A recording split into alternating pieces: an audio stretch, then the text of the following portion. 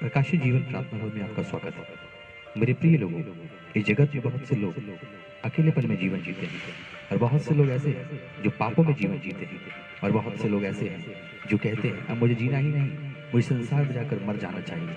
वे अपने जीवन को बोझ समझ रहे हैं। तो क्या आप एक मनुष्य बनकर भी आज एक बोझ से दबे हुए हैं? प्रभु यीशु मसीह कहते हैं, हे बोझ से दबे हुए लोगों, मेरे पास आओ, मैं तुम्हें जीवन दूंगा। मेरे प्रिय लोगों, आज आप प्रभु यीशु मसीह को पुकारें और उसके पास आए, वह आपको जीवन की शांति देगा। मेरे प्रिय लोगों, आज आपके जीवन के अंदर जो भी तकलीफें हैं वह प्रभु यीशु मसीह आपके जीवन से दूर करेंगे। उसके लिए आपको कुछ नहीं करना, बस आज आप घुटने टेक कर प्रार्थना करें और आज का सुसमाचार सुने जो आपके जीवन में परमेश्वर रखना चाहता है। आज आप अपने जीवन के पापों से पश्चाताप करें और तैयार हो जाएं उस महिमा के लिए जो पिता आपके जीवन में देने वाला है। प्रभु का वचन कहता है, जहाँ कहीं 2 या 3 जन इकट्ठे होते हैं वहां मैं मौजूद होता हूँ। प्रकाशित जीवन प्रार्थना भवन के द्वारा आज परमेश्वर अपना शुभ संदेश आपके बीच लाने जा रहा है। यदि आज आप किसी भी प्रकार की तकलीफ में हैं तो आज परमेश्वर के वचन को सुने, आप नजरअंदाज न करें, क्योंकि प्रभु ने आपको अपने पास बुलाया है और वो कहता है, मैं अपनी प्रजा को अपने पास लाऊंगा और तेरे रोगों को दूर करूंगा। आइए सुने आज का शुभ समाचार।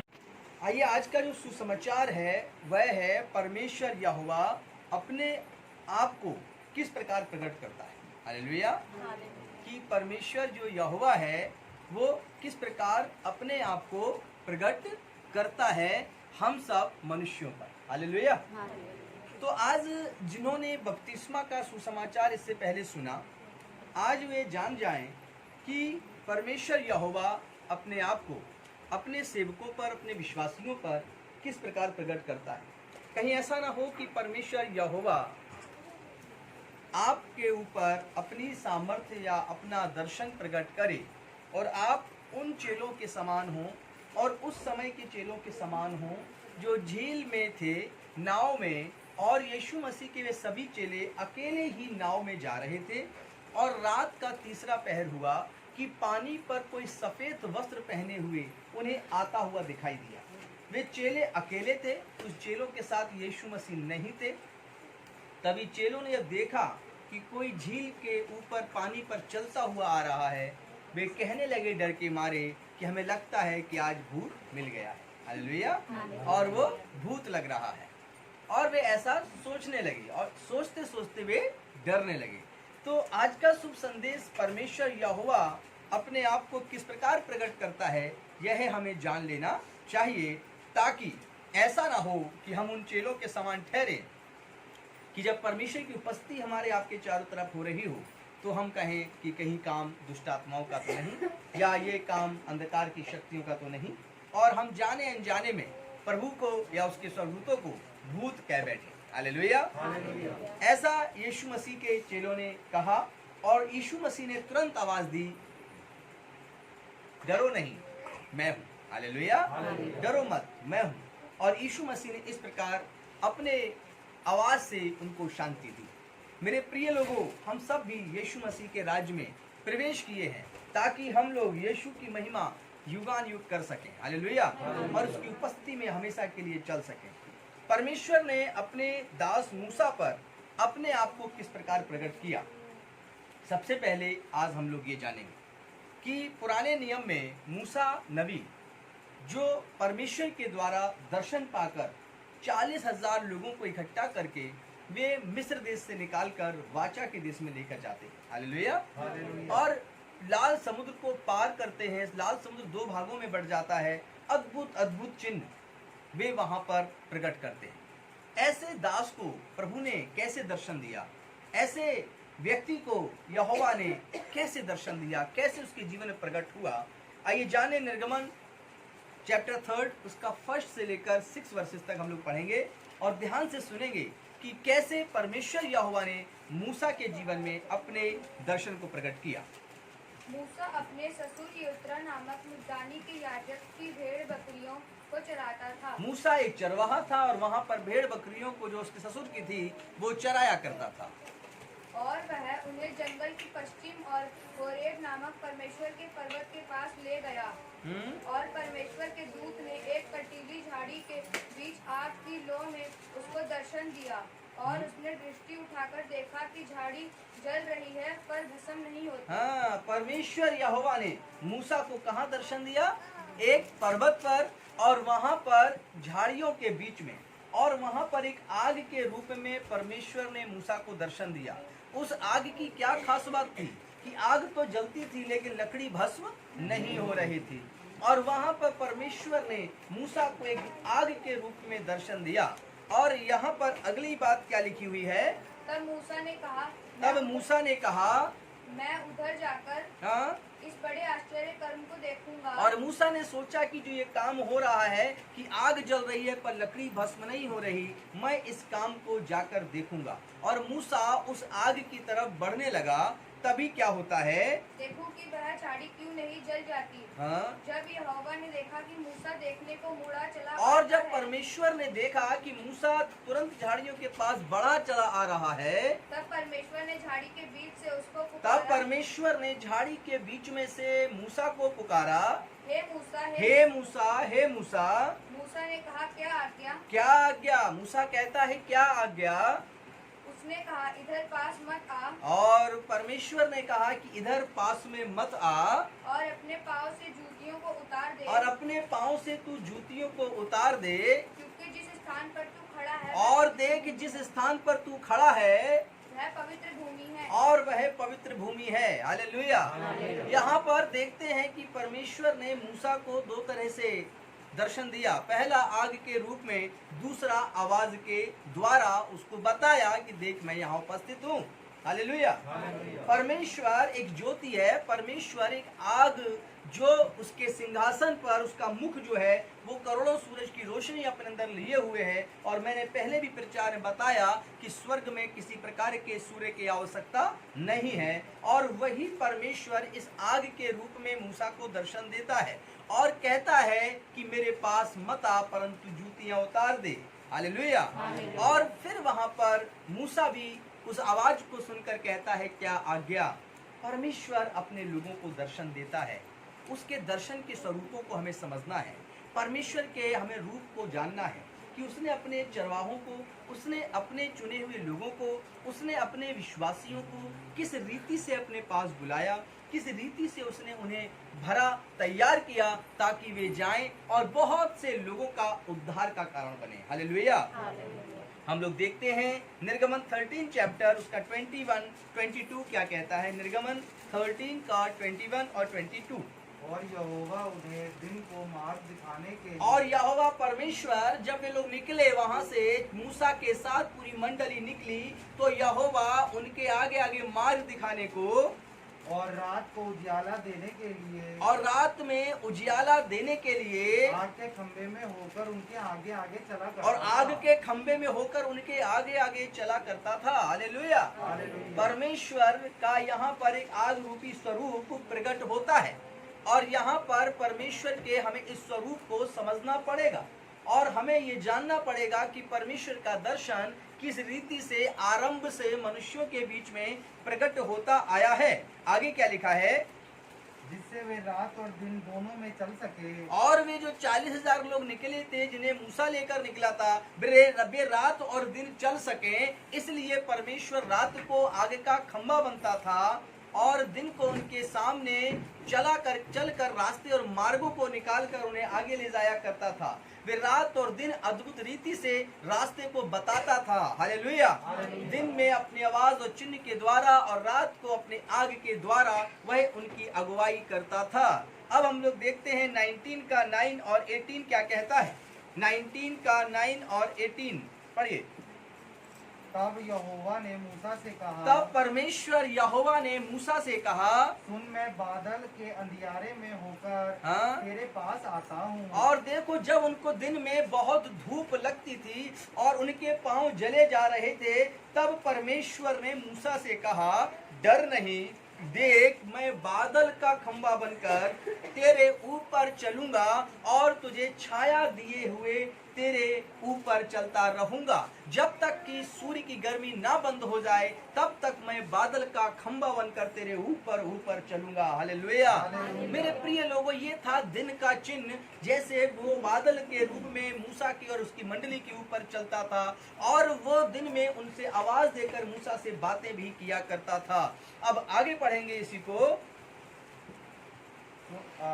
इसलिए जब मैं तुझसे बातें करूं तब वे लोग सुने और सदा तुझ पर विश्वास करें। और वो चाहता था कि लोगों का विश्वास यहोवा पर तो है, लेकिन वे लोग विश्वास मूसा पर भी करें, जो मूसा उन मंडली का अगुवा ठहराया गया था। मूसा जो 40,000 लोगों की अगुवाई करने के लिए चुना गया था। और परमेश्वर की यहाँ पर इच्छा को हम समझेंगे, परमेश्वर की यहाँ पर आज्ञा को जानेंगे। परमेश्वर ने मूसा को दर्शन भी दिया, परमेश्वर ने मूसा के साथ साथ चलने का फैसला किया, परमेश्वर ने मूसा के ऊपर बादल का खंबा बनकर चलने का फैसला किया। रात को आग का गोला, आग का खंबा बनने का कारण उसको रोशनी दिखाने के लिए, मार्ग बनाने के लिए उसने अपना दर्शन दिया। लेकिन हम लोग इस बात को भी जाने कि मंडली के बीच में मूसा के द्वारा ये कार्य इसलिए किए ताकि मंडली के लोग मूसा पर विश्वास करें। और मूसा पर विश्वास परमेश्वर क्यों चाहता था? परमेश्वर यहोवा अपने को किस प्रकार प्रकट करता है? आरंभ से ही, पृथ्वी के आरंभ से ही और आदम और हव्वा के पाप में जाने के बाद जब परमेश्वर ने अपने नबियों को चुना, परमेश्वर ने अपने अगुवों को चुना, परमेश्वर ने अपने दासों को चुना, तो उसका कारण क्या था? उसका कारण था परमेश्वर उनके द्वारा मंडली से बातें करे, उनके द्वारा देश देश के, राष्ट्र राष्ट्र के लोगों से बातें करे, उनके द्वारा परमेश्वर आदम की सभी संतानों से बातें करे। और परमेश्वर की यह इच्छा है कि मंडली मूसा पर विश्वास करे। और परमेश्वर की इच्छा है कि एक मंडली जो आज के दौर में बनाई जाती है, वह मंडली अपने अगुआ, अपने चरवाहे, जिन्हें पास्टर, याजक कहा जाता है, वे उन पर विश्वास करें कि परमेश्वर ने हमारी अगुवाई के लिए इनको ठहराया है और हमारी अगुवाई करने के लिए परमेश्वर इनके द्वारा मेरे जीवन में काम कर चुका है और परमेश्वर ने इनके द्वारा मेरे जीवन को अद्भुत रीति से रचा है। और यही विश्वास वहां पर जब मंडली जा रही थी, उनमें से बहुतों के बीच नहीं था। बहुत से लोग कहते थे कि मूसा, हम तेरे पीछे क्यों आए? इससे पहले हम इजराइल में रहते, हम इससे पहले मिस्र देश में रहते तो वहां पर गुलाम ही सही लेकिन सुरक्षित तो रहते। मेरा कहने का जो परमेश्वर की आत्मा आज आपसे बातें कर रही है, उनके दोनों भागों को समझना है, उनके दोनों चीजों को समझना है। परमेश्वर डायरेक्ट दर्शन देता मूसा को, परमेश्वर आग और बादल के खंबे के रूप में दर्शन देता, परमेश्वर अद्भुत चमत्कार करता। लेकिन वो क्यों करता? जिसमें लिखा है ताकि वे लोग जाने कि मैं तेरे साथ हूँ। हालेलुया। और वे लोग तेरी सुने और तेरे द्वारा मुझ पर विश्वास करें। परमेश्वर की इच्छा है कि जिस मंडली की अगुवाई परमेश्वर किसी को सौंपता है, जिस कलीसिया की अगुवाई परमेश्वर किसी को सौंपता है, तो वह उसके जीवन के द्वारा विश्वासियों की प्रार्थना को सुनता है ताकि वे विश्वासी उस मंडली के आगे आगे चलने वाले चरवाहे पर विश्वास करें, अपने चरवाहे को पहचान सके और परमेश्वर के उसके साथ उपस्थिति को महसूस कर सके और फिर पिता के साथ महिमा में जुड़ सके।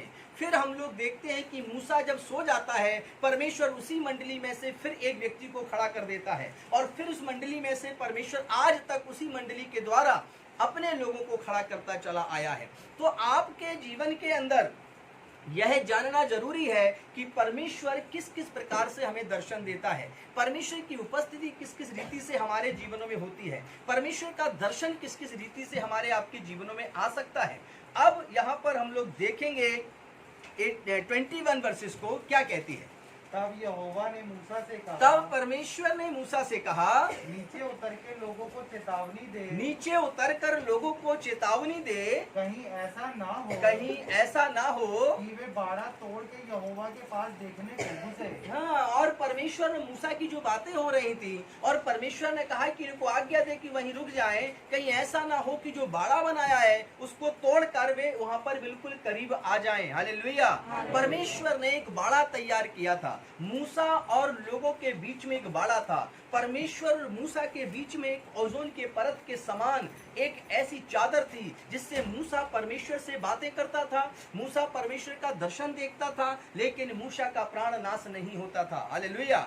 मैं आपको बताऊं एक घटना, जब मूसा ने परमेश्वर से 10 आज्ञाएं ली तो परमेश्वर के सामने उसने 40 दिन ना कुछ खाया ना पिया, और वो पर्वत पर जाकर उपवास करता है, 40 दिन का उपवास रखता है। जब वो वहां पर उपवास रखता है तो उसके बाद परमेश्वर यहोवा आते और मूसा से बातें करते हैं। मूसा कहता है, हे परमेश्वर यहोवा, मैं आपको देखना चाहता हूँ, मैं आज आपको इन आंखों से देखना चाहता हूँ। परमेश्वर कहते हैं, मूसा तू मुझे इन आंखों से नहीं देख सकता, और देख तेरे अंदर इतनी सामर्थ्य नहीं कि तू मेरे डायरेक्ट दर्शन को कर सके। और मूसा जिद करता है, तब परमेश्वर अपनी पीठ के दर्शन दिखाते हैं। मूसा अपनी आंखें बंद कर गिर पड़ता है और मुंह के बल गिर कर कहता है, परमेश्वर बस कर, मैं देख नहीं सकता, मैं मरा जाता हूँ।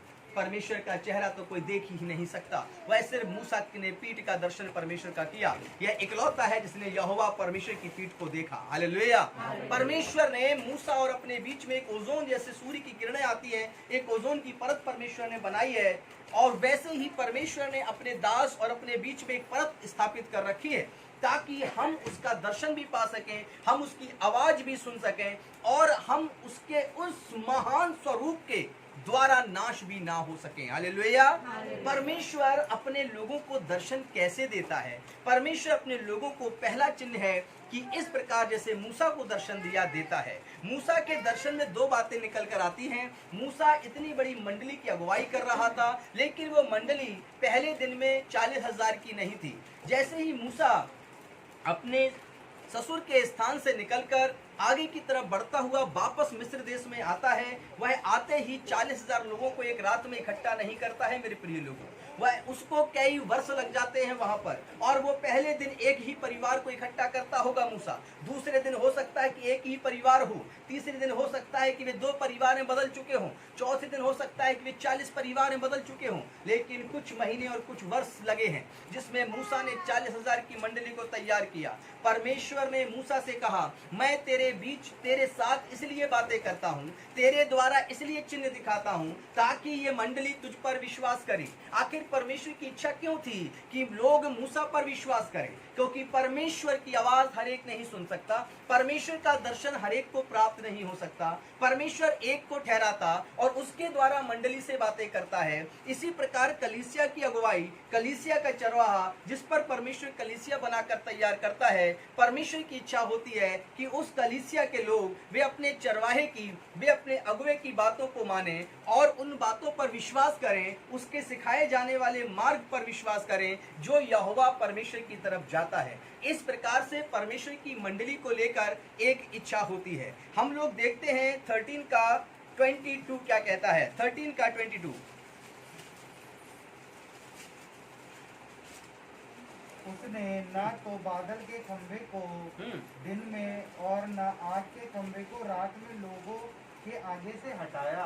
हाँ, और परमेश्वर ने ना तो बादल के खंभे को, ना आगे के खंभे को उसने लोगों के बीच में से नहीं हटाया तब तक जब तक कि वे शांति में नहीं पहुंच जाते। आग का गोला, आग का खंभा तब तक आगे चलता जब तक सुबह का सूर्य उदय नहीं होता, और धूप जैसे ही बढ़ती वह बादल बनकर ऊपर आता, और तब तक नहीं हटता जब तक कि वे शाम की छाया में नहीं पहुंच जाते। परमेश्वर यहोवा जब आपके मंडली के साथ होता है, जब मंडली के अगुवा को परमेश्वर कुछ रेवलेशन, प्रकाशन देता है, और जब मंडली उस प्रकाशन पर विश्वास करती है, परमेश्वर की छाया, परमेश्वर का बादल, परमेश्वर का आग का गोला कभी उस मंडली की अगुवाई करने से अपने आप को पीछे नहीं हटाता। परमेश्वर ने वहां पर अद्भुत काम तो किए, लेकिन मैं आपको प्रकाशन देना चाहता हूं। आत्मा आज कलीसिया से कहना चाहती है कि उन लोगों को 40 साल लग गए एक वाचा के देश में पहुंचते हुए। आपने इस प्रचार को पहले भी सुना, लेकिन आज आत्मा कलीसिया से फिर से बताना चाहती है कि उनको 40 साल लगे। आप में से बहुत से कहेंगे इसीलिए लगे क्योंकि वे जो 40,000 लोग थे जो मूसा के साथ चलते थे, वे हर एक मूसा पर विश्वास नहीं करते थे। हालेलुया। वे मूसा के साथ चलने में कुड़कुड़ाते थे। परमेश्वर यहोवा के चिन्हों को देखते, फिर से रोने लगते थे और वे अंदर ही अंदर कुड़कुड़ाते, वे अपनी कुड़कुड़ाने वाली मंडली को तैयार कर रहे थे और कुड़कुड़ाहट करने वाली बातों को तैयार करते थे। वह मंडली 40 साल भटकती रही। मेरे प्रिय लोगों, एक अच्छी कलीसिया कभी भी अपने चरवाहे के पीठ पीछे कुड़कुड़ाने वाली मंडली तैयार नहीं करती है, अन्यथा वे 40,000 लोग भटके और बहुतों की लाशें सड़ गईं और वे वाचा के देश में नहीं प्रवेश किए। इसी प्रकार एक कलीसिया पूरे वर्ल्ड में कहीं पर भी बनी हो, यदि वे अपने चरवाहे की, जिससे यहोवा परमेश्वर बातें करता हो, उसके पीछे कुड़कुड़ाने का काम करते हैं, उसके पीछे कुड़कुड़ाने वाली मंडली को तैयार करते हैं, वे ना तो वाचा के देश में पहुंचेंगे और ना ही वे परमेश्वर यहोवा के द्वारा जल्द से जल्द शांति में प्रवेश करेंगे। वे हो सकता है पूरी कलीसिया और पूरी मंडली के कुछ दिनों तक और आशीषों को रोकने का बल्कि उल्टा काम करें। हालेलुया। इस चीजों को हमें समझना पड़ेगा। हो सकता है आप में से बहुत से लोग अपने आप को इस समय मूसा के रूप में देख रहे हो और आपके अंदर अगुवाई आ रही हो कि परमेश्वर मुझे भी ऐसा ही दर्शन देगा, लेकिन उससे पहले आप इस दर्शन को जरूर पालें कि परमेश्वर ने अभी आपको एक विश्वासी के रूप में रखा है और परमेश्वर पहले आपसे ये उम्मीद करता है कि आप सबसे पहले ये चिन्ह अपने जीवन के अंदर देखें कि जिस मंडली की चरवाही और अगुवाई के साथ आपको बिठाया और सौंपा गया है, आप उस पर विश्वास करें। जैसा कि वे 40,000 लोग विश्वास नहीं कर पा रहे थे, लेकिन मूसा के बाद एक चरवाहा तैयार हुआ और मूसा जब सो गया, उसको मिट्टी दे दी गई, तब दूसरा व्यक्ति खड़ा हुआ। उसका नाम बताएं। यहोशू। हालेलुया। यहोशू। हालेलुया। और यहोशू को परमेश्वर ने खड़ा किया। क्या यहोशू आसमान से टपका था कि यहोशू धरती फाड़कर निकला था? यहोशू उसी मंडली में से तैयार हुआ था। यहोशू के अंदर कुछ खास बात थी। यहोशू के अंदर अपने परमेश्वर के दास मूसा के साथ चलते हुए कुछ अलग सा जीवन था। आप यहोशू के समान उस मंडली के साथ चलिए। आप सबसे पहले उस दर्शन को पाने की चाहत रखिए जो मूसा पाना चाहता है। ये चाहत गलत नहीं, ये चाहत का दर्शन पाना गलत नहीं, इसका लालसा करना यह गलत नहीं। यह परमेश्वर और उसकी कलीसिया और उसके राज्य के लिए बहुत ही भली चाहत है। लेकिन क्या आप एक कहीं कुड़कुड़ाने वाले व्यक्ति तो नहीं? कहीं आप गलती से सिर्फ एक ही चीज की चाहत में तो नहीं? कहीं आपने बाइबल की सिर्फ एक ही लाइन तो मूसा की नहीं पढ़ ली कि मूसा ने आग के रूप में दर्शन देखा था, मूसा के संग अद्भुत काम किए थे? दूसरी लाइन पर ध्यान दें कि आप और कोई भी व्यक्ति जो किसी कलीसिया के अंदर बैठा हो और वो सिर्फ एक विश्वासी के रूप में है और वह सिर्फ एक सेवक के रूप में है, तो परमेश्वर ने सबसे पहले उस मंडली, उस कलीसिया के अंदर परमेश्वर की इस बात को याद करें कि परमेश्वर चाहता है कि आप परमेश्वर में विश्वास करें, उसके पुत्र पर विश्वास करें। और स्वयं मूसा कहते हैं, स्वयं यहोवा परमेश्वर मूसा से कहते हैं कि मैं तेरे साथ इसलिए हूं और तेरे द्वारा इसलिए मंडली में कार्य कर रहा हूं ताकि लोग जाने कि हे मूसा मैं तेरे साथ हूं। हालेलुया। तो सबसे पहले एक विश्वासी को उस दर्शन तक पहुंचने के लिए अपने कलीसिया के अगुवे पर, चरवाहे पर 100% विश्वास करना चाहिए। इसका अर्थ ये नहीं कि आप मुझ पर विश्वास करें, इसका अर्थ यूट्यूब के द्वारा हर एक कलीसिया के विश्वासियों से मेरा कहना है, पूरे वर्ल्ड में जहां भी प्रभु यीशु के नाम का सुसमाचार सुनते हो, आपके मिशन का नाम कुछ भी हो, आपकी संस्था कोई भी हो, लेकिन आप यदि यीशु नाम पर विश्वास करते हैं और आप अपने दर्शन के अभिलाषी होना चाहते हैं, आप एक सेवा के कार्य में बढ़ना चाहते हैं, आप स्त्री हो और पुरुष हो, चाहे आप जवान हो चाहे बुजुर्ग हो, लेकिन आपके ये सारे दर्शन व्यर्थ और बेकार हो सकते हैं यदि आप यहोशू के समान नहीं, यदि आप मंडली में उनके समान नहीं जो मूसा के संग चलते थे इसलिए कि यहोवा मूसा के संग था। हालेलुया। और वे विश्वास करते थे कि मूसा को परमेश्वर ने ठहराया है ताकि हम गुलामी से छुटकारा पाकर वाचा के देश में पहुंचे। ऐसा विश्वास, ऐसा फेथ हमेशा आपके जीवन में आशीष लेकर आता है। और आप में से कौन यहोशू होगा? आपकी मंडली में से परमेश्वर किसको यहोशू बनाकर चुनेगा और किसको 12 चेलों के समान प्रेरितों के रूप में नियुक्त करेगा? यह परमेश्वर का कार्य है और वो अद्भुत रीति से आप बहन बेटियों, जवान बच्चों के बीच में, बुजुर्गों के बीच में करना चाहता है। लेकिन क्या हम इन बातों को समझ सकते हैं? क्या हम जिस मंडली में सौंपे गए हैं, जिस मिनिस्ट्री में सौंपे गए हैं, जिस मिशनरी में परमेश्वर ने हमें भेजा है, क्या हम वहां के चरवाहे के साथ पीठ पीछे कुड़कुड़ाने वाले हैं? क्या हम उसके कार्यों का लेखा लेने वाले हैं? क्या हम उस पर उंगली उठाने वाले हैं? यदि हम ऐसे हैं तो विश्वास करिए, हम यहोशू नहीं बन सकते, हम 12 प्रेरित नहीं बन सकते, हम चुने हुए लोग नहीं बन सकते। हमें ध्यान रखना पड़ेगा, हमें अपने कुड़कुड़ाने की आदत को एक अपनी आशा भरी जीवन से मत बनाइए। यह कार्य बाइबल के अंदर, पुराने नियम के अंदर कार्य को परमेश्वर ने घिनौना बताया और उनकी लोथ को और उनके शरीर को सड़ने का कारण बनाया। लेकिन परमेश्वर नहीं चाहता कि कोई नाश हो और एक भी नाश हो। परमेश्वर चाहता है कि सब जीवन पाए और अनंत जीवन पाए और बहुतायत का जीवन पाए। इसी प्रकार हर एक कलीसिया का पासवान यही चाहता है कि हर एक विश्वासी जीवन पाए, हर एक विश्वासी एक प्रचारक के रूप में नियुक्त किया जाए, हर एक के जीवन में एक दर्शन हो, हर एक आग के गोले का दर्शन पाए, हर एक बादल के खंबे को महसूस करने पाए। लेकिन क्या वो अपने अगुवे को एक्सेप्ट करना चाहता है? क्या वो अपने चरवाहे के साथ बिना कुड़कुड़ाहट के जीवन जीना चाहता है? क्या वो सिर्फ इन बातों की चर्चा इसलिए करता है ताकि वो एक अपने कानों को अच्छी और भली लगने वाली बातों को तैयार करे? वह अपनी गलतियों पर पर्दा डालने के लिए तमाम प्रकार की बातों को तैयार करता है। मैं विश्वास दिलाता हूँ और यहाँ से चैलेंज करता हूँ, कोई भी कलीसिया हो, कोई भी मिनिस्ट्री हो, वो व्यक्ति कभी भी आशीषित नहीं हो सकता जो मिनिस्ट्री के अगुवा, जिसके ऊपर किसी मिनिस्ट्री को तैयार किया गया हो, जिसको परमेश्वर यहोवा ने चुनकर तैयार किया हो, वह उसको गिराकर या उसके पीछे कुड़कुड़ाकर वाचा के देश में नहीं जा सकता। वह धन के देश में जा सकता है, बड़ी सैलरी के देश में जा सकता है, बड़े संसार में सोने चांदी के देश में जा सकता है, वह बहुत बड़ी जमीन और जायदाद को बनाकर तैयार कर सकता है, लेकिन वह वाचा के देश में प्रवेश नहीं कर सकता। वह कलीसिया के उठाए जाने वाले अनुग्रह में प्रवेश नहीं कर सकता। हालेलुया। तो हम लोग निर्गमन की किताब के अंदर इन बातों को पढ़ें और जाने की व्यवस्था विवरण के अंदर भी परमेश्वर ने इस बात को प्रकट किया है। व्यवस्था विवरण 4 अध्याय उसकी 11वीं आयत क्या कहती है, इसको पढ़िए। व्यवस्था विवरण 4 अध्याय उसकी 11 आयत और 12वीं आयत को भी पढ़िए। तब तुम परमेश्वर के समीप आना, जब तुम यह विश्वास कर लेना कि परमेश्वर ने मेरे जीवन में भी एक दर्शन दिया और परमेश्वर ने मेरे जीवन में भी रात और दिन चिन्ह दिखाए, परमेश्वर ने मेरे जीवन में एक अगुवा ठहराया है। और फिर लिखा है, उस पर्वत के नीचे खड़े हुए, और उस पर्वत के नीचे खड़े हुए, और वह पहाड़ आग से धधक रहा था, और वह पहाड़ आग से धधक रहा था, और उसकी लौ आकाश तक पहुंचती थी, और उसकी जो लौ थी वो आकाश तक पहुंचती थी, और उसके चारों ओर अंधियारा और बादल और घोर अंधकार छाया हुआ था। अब यहाँ पर देखिए कि परमेश्वर ने एक और दर्शन का यहाँ पर दृष्टिकोण आपके जीवन में रखा है कि एक और जगह परमेश्वर यहोवा का दर्शन, और यहाँ पर लिखा है कि क्या थी वहां पर पर्वत पर, उसके चारों ओर अंधियारा और बादल और घोर अंधकार छाया हुआ था। लेकिन फिर क्या था बीच में? तब यहोवा ने उस आग के बीच में से तुमसे बातें की, बातों का शब्द तो तुमको सुनाई पड़ा, परंतु कोई रूप न दिखा। Praise the Lord. लेकिन मूसा के संग भी ऐसा ही था मेरे प्रिय लोगों। मूसा ने जलती हुई झाड़ियों में आग को देखा, लेकिन उस आग में कोई रूप नहीं था। हालेलुया। कहीं ऐसा ना हो कि मंडली एक आग की फोटो बनाए और उसकी ही पूजा करने लगे। हालेलुया। उसको ही ईश्वर करके मानने लगे। उस आग में कोई रूप नहीं था। परमेश्वर का सुसमाचार, परमेश्वर का वचन आपसे कहता है। और आगे लिखा है शास्त्र के अंदर, और उसने तुमको अपनी वाचा के 10 वचन बताकर उसके मानने की आज्ञा दी। और उसने 10 आज्ञाएं जो यहाँ पर कलीसिया में लगी हुई हैं और आपको दी भी जाएंगी, उन 10 आज्ञाओं पर मन लगाने के लिए यहोवा परमेश्वर ने मसीह यीशु से हजारों साल पहले मूसा से बातें की और मूसा को ये 10 कमांडमेंट्स दिए, ये 10 आज्ञाएं दी और कहा कि इनको मानने वाला व्यक्ति यहोवा परमेश्वर का विश्वास योग्य पात्र बनेगा। हालेलुया।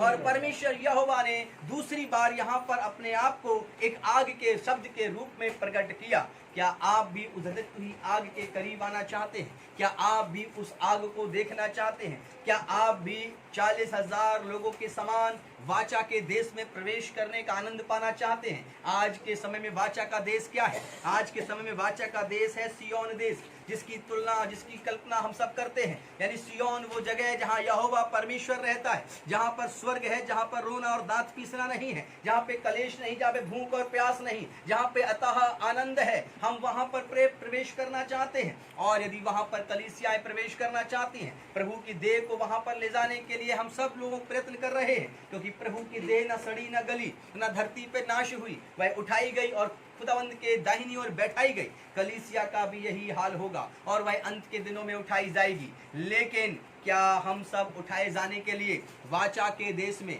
जो वाचा मसीह ने की, जो मसीह यीशु ने कहा कि मैं बादलों पर आऊंगा और आकर इन सभी विश्वासियों को इकट्ठा करूंगा जो ईमान और दीन के पक्के पाए जाएंगे, जिनको यहोवा परमेश्वर ने चुना है, उनको मैं वहां ले जाऊंगा जहां मसीह कहता है मैं रहूंगा। यानी कि वो वाचा का देश, वो सियोन देश जहां हमारा मसीह रहता है, जहां वो कह रहा था मसीह यीशु मैं बादलों पर, वो यीशु मसीह कहता है कि मैं जाऊंगा और बादलों पर फिर बादलों की सवारी करता हुआ हजारों हजार स्वर्गदूतों के साथ सफेद घोड़े पे सवार होकर आऊंगा और अपने लोगों को लेकर जाऊंगा। जहां मैं रहता हूं वहां तुम्हें भी रखूंगा। मेरे प्रिय लोगों, वो है वाचा का देश। आज के समय में हम सब मूसा के समान कलीसियाओं को तैयार कर रहे हैं। परमेश्वर ने अपने वहां से अगुए देश विदेशों में चुन के रखे हुए हैं, जिनको परमेश्वर ने दर्शन दिया है, जिनको परमेश्वर ने अपनी अगुवाई में रखा है, और वे मंडलियों को तैयार कर रहे हैं। वे अन्य जातियों में जाकर सुसमाचार सुना रहे हैं, वे अंधकार की शक्तियों को डांट रहे हैं, दुष्ट आत्माओं को निकाल रहे हैं, जिन्नो जिन्नादों को भगा रहे हैं और रोग और बीमारियों को डांट कर दूर कर रहे हैं। वे पापियों को पाप क्षमा का सुसमाचार सुना रहे हैं और ऐसा करके वे परमेश्वर की मंडली को तैयार करते हैं। वे मिस्र देश के समान पूरी दुनिया इस समय है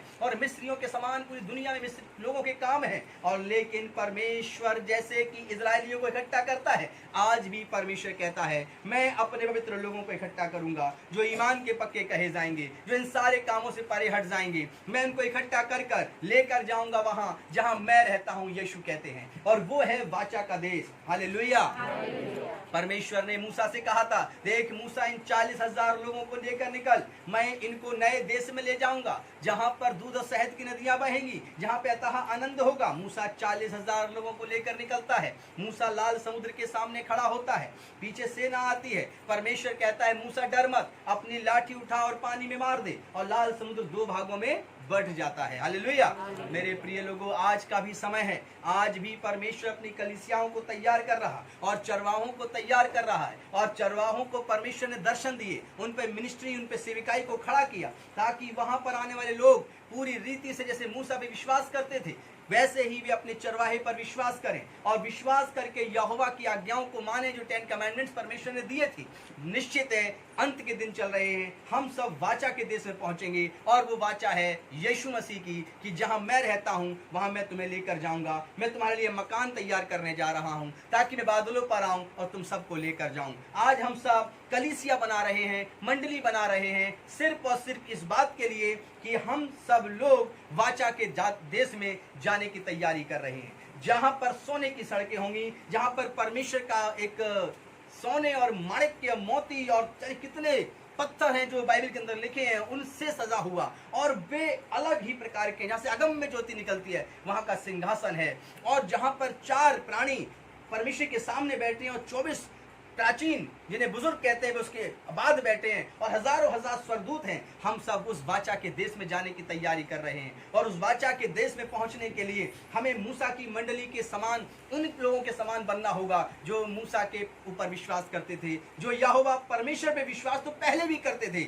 लेकिन अब वे मूसा के द्वारा जो परमेश्वर के चिन्ह प्रकट थे उस पर विश्वास कर कर वाचा के देश में जाने की तैयारी कर रहे थे। क्या आप भी उस वाचा के देश में जाना चाहते हैं, जहां पर यीशु मसीह ने कहा था कि मैं आऊंगा और तुम्हें लेकर जाऊंगा, जहां पर ना रोना और दांत पीसना नहीं होगा, जहां कलेश नहीं होगा, जहां पाप नहीं होगा, और जहां पर सिर्फ एक चीज होगी, हालेलुया, आनंद और खुशहाली, आराधना और संगीत। हालेलुया।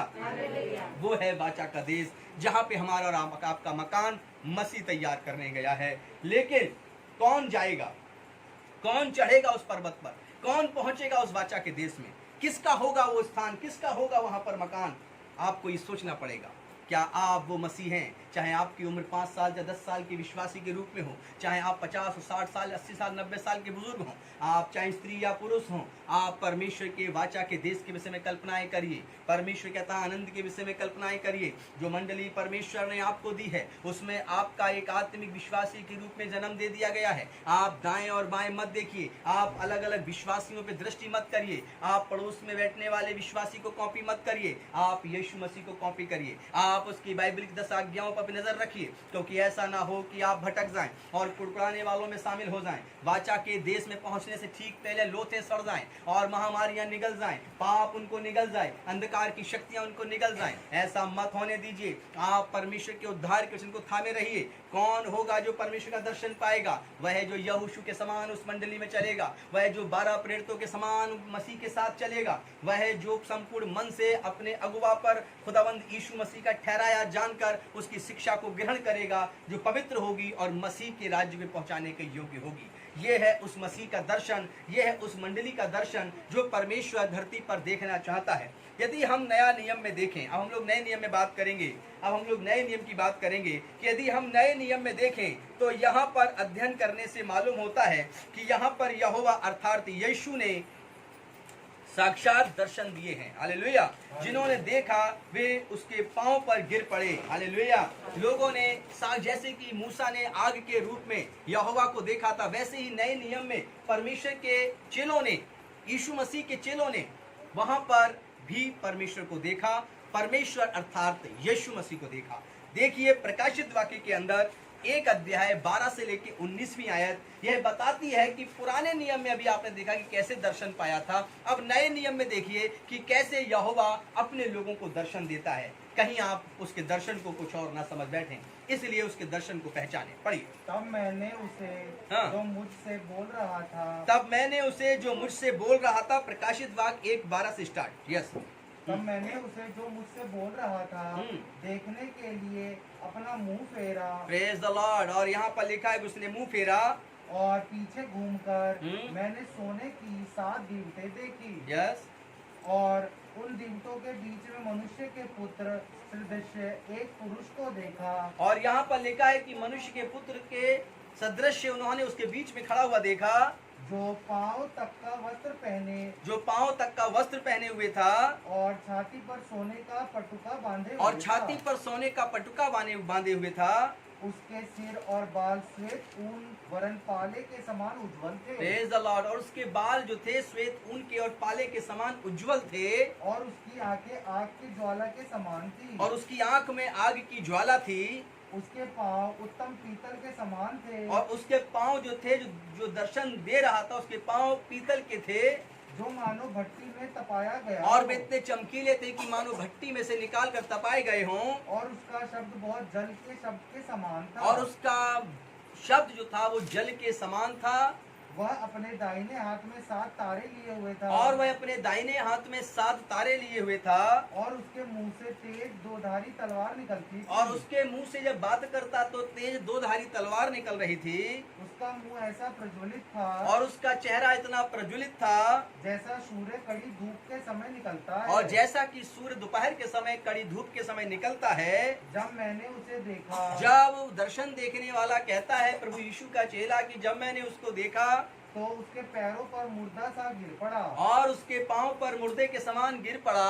उसने मुझ पर अपना दाहिना हाथ रखकर और उसने यानी कि जो दर्शन दिया उस परमेश्वर के पुत्र ने, मनुष्य के पुत्र ने, उसने अपना दाहिना हाथ रखकर मत डर, कहा कि मत डर, मैं प्रथम और अंतिम और जीविता हूँ। और उसने कहा कि मैं प्रथम और अंतिम और जीविता हूँ। हालेलुया। हालेलुया। ये है परमेश्वर का पुत्र यीशु मसीह, ये है वो यहोवा परमेश्वर जिसने मूसा को दर्शन दिया था और अब वे नए नियम में परमेश्वर के पुत्र के रूप में दर्शन दे रहा है। और यहाँ पर भी यूहन्ना ने प्रकाशित वाक्य लिखते समय ये दर्शन परमेश्वर का पाया। क्या आप किसी ऐसे पुरुष को देखा है? क्या आपने स्वप्न में, क्या आपने दर्शन में, क्या कभी ऐसा पाया है जिसके पांव पीतल के समान हो, जिसके सीने पर एक सोने का यहाँ पर मोहर के समान चौड़ा पटुका बंधा हुआ हो, और जिसके बाल पाले उजले एक ऊन के समान सफेद हो, और जिसका चोगा यहाँ से लेकर और जूतियों तक पहुंच गया हो? हालेलुया। ऐसा कौन है? और जिसकी आंखें आग के समान हो, जिसका चेहरा प्रज्वलित हो, जिसके मुंह से 2-धारी तलवार निकलती हो। मैं कभी इस पूरी जो यहाँ पर व्याख्या दी गई है इसका अलग अलग प्रचार करूंगा, जिसके लिए कम से कम 4 से 5 घंटे चाहिए। लेकिन मैं आज आपको बता दूं कि सोने का स्थान जो गोल्ड है उसका स्थान सीना ही क्यों है? क्योंकि सोने को कहाँ बताया गया है? सोने को बताया गया है कि आग में ताया हुआ सोने के समान परमेश्वर का वचन होता है। और जो प्रभु यीशु मसीह का दिल था वो एक ताए हुए सोने से भी उत्तम था, हालेलुया, जो उसके यहाँ पर बंधा हुआ है। और यहाँ पर बात आती है कि उसके मुंह से जल निकल रहा था जो शांति दिया करता है, जो हमारे पापों को धो दिया करता है। और उसके मुंह से दो धारी तलवार निकल रही थी जिसे पवित्र शास्त्र बाइबल का वचन कहते हैं, हालेलुया।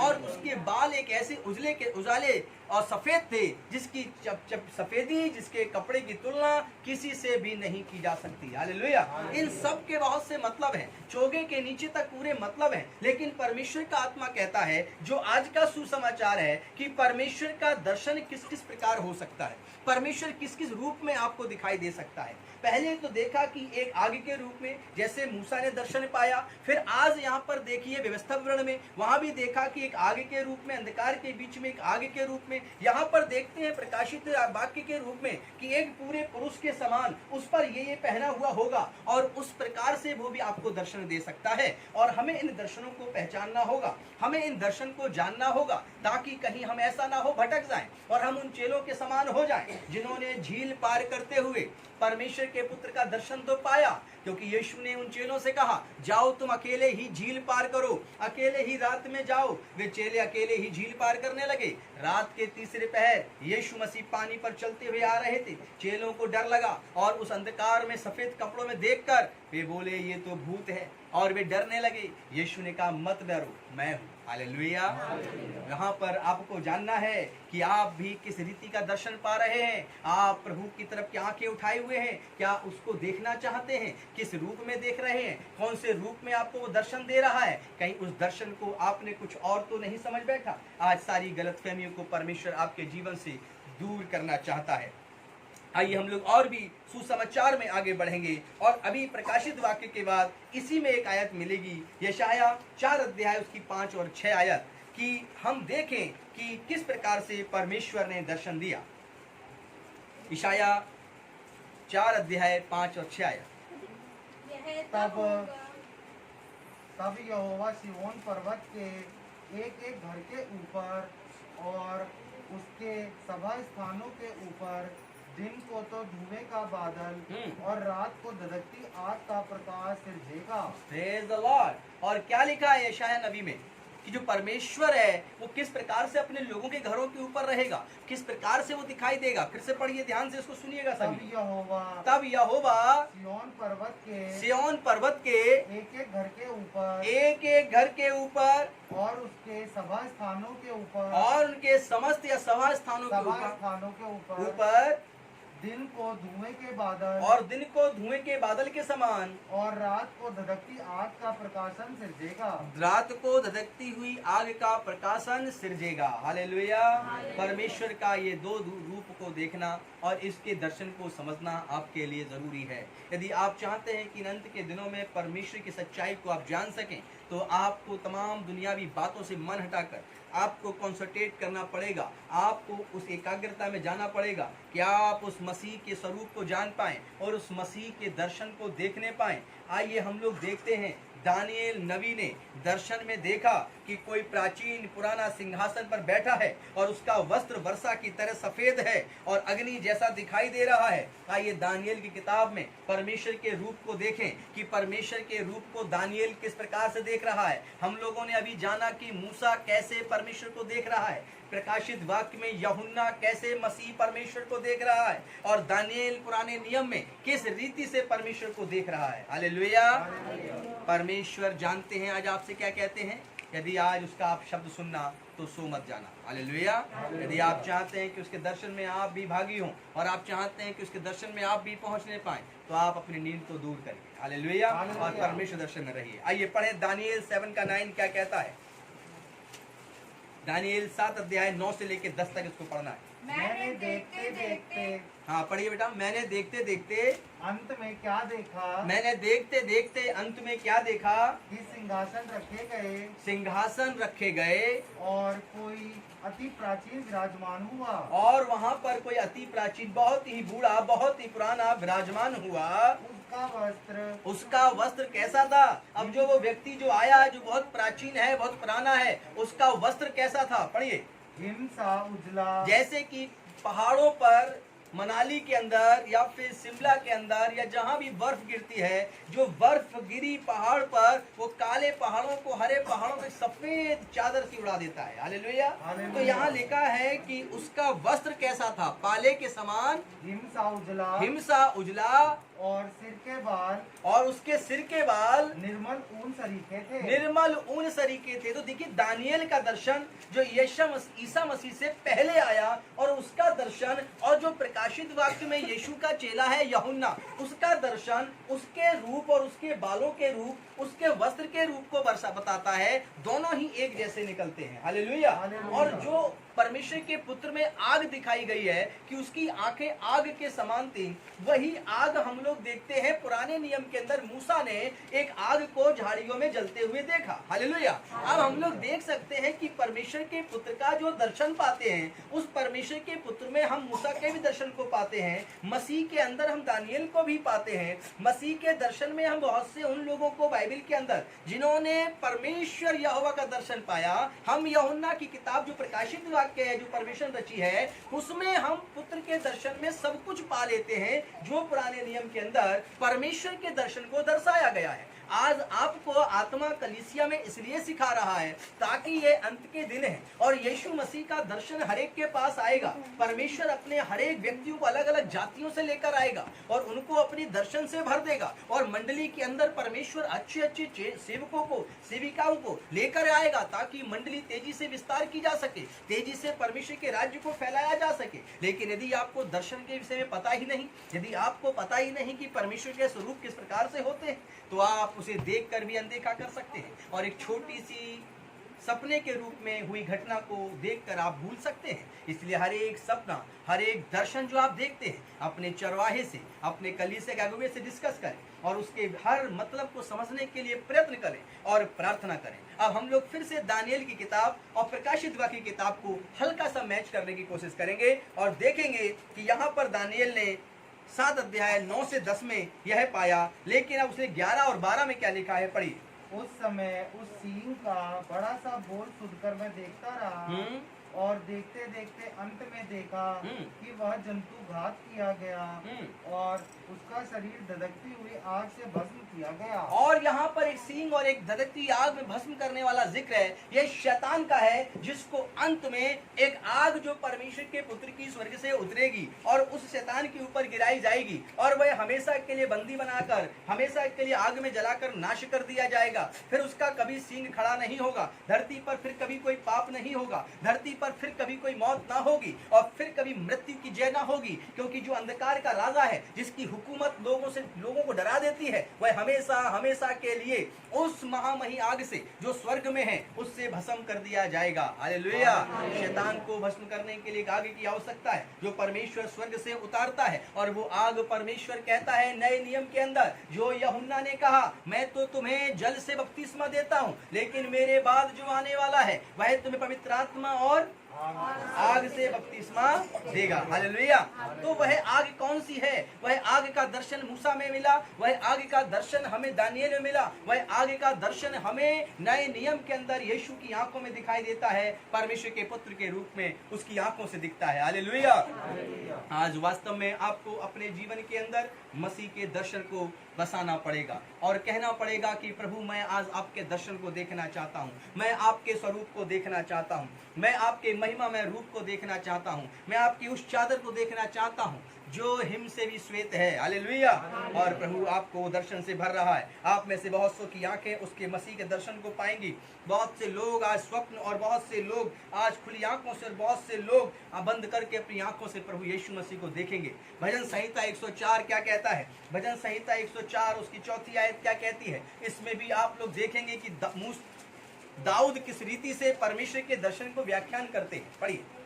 जो पवनों को अपने दूत और जो पवन को, हवा को अपने दूत और धधकती आग को अपने टहलियों बनाता है। और जो परमेश्वर कौन है? वो परमात्मा क्या करता है? जो हवा को अपने दूत बनाता है और धधकती आग को, धधकती हुई आग को अपने टहलुए बनाता है। टहलुए का मतलब है पहरेदार। हालेलुया। जिसका आग पहरा देती है, क्या उसे कोई छू सकता है? क्या उसके पास कोई जा सकता है?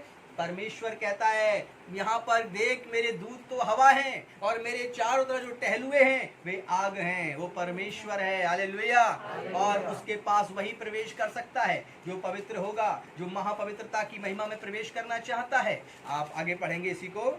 तूने पृथ्वी को उसकी नींव पर स्थिर किया है, और परमेश्वर ने पृथ्वी को स्थिर किया है ताकि वह कभी न डगमगाए। और जो पृथ्वी हम लोग यहाँ पर ग्लोब को देख रहे हैं और जो ऐसे रखी हुई है अंतरिक्ष में, वह अपने आप घूमती रहती है और वो कभी डगमगाती नहीं। जरा सी हलचल होती है, मनुष्य के घर कागज के समान, पत्ते के समान ढह जाते हैं, हालेलुया।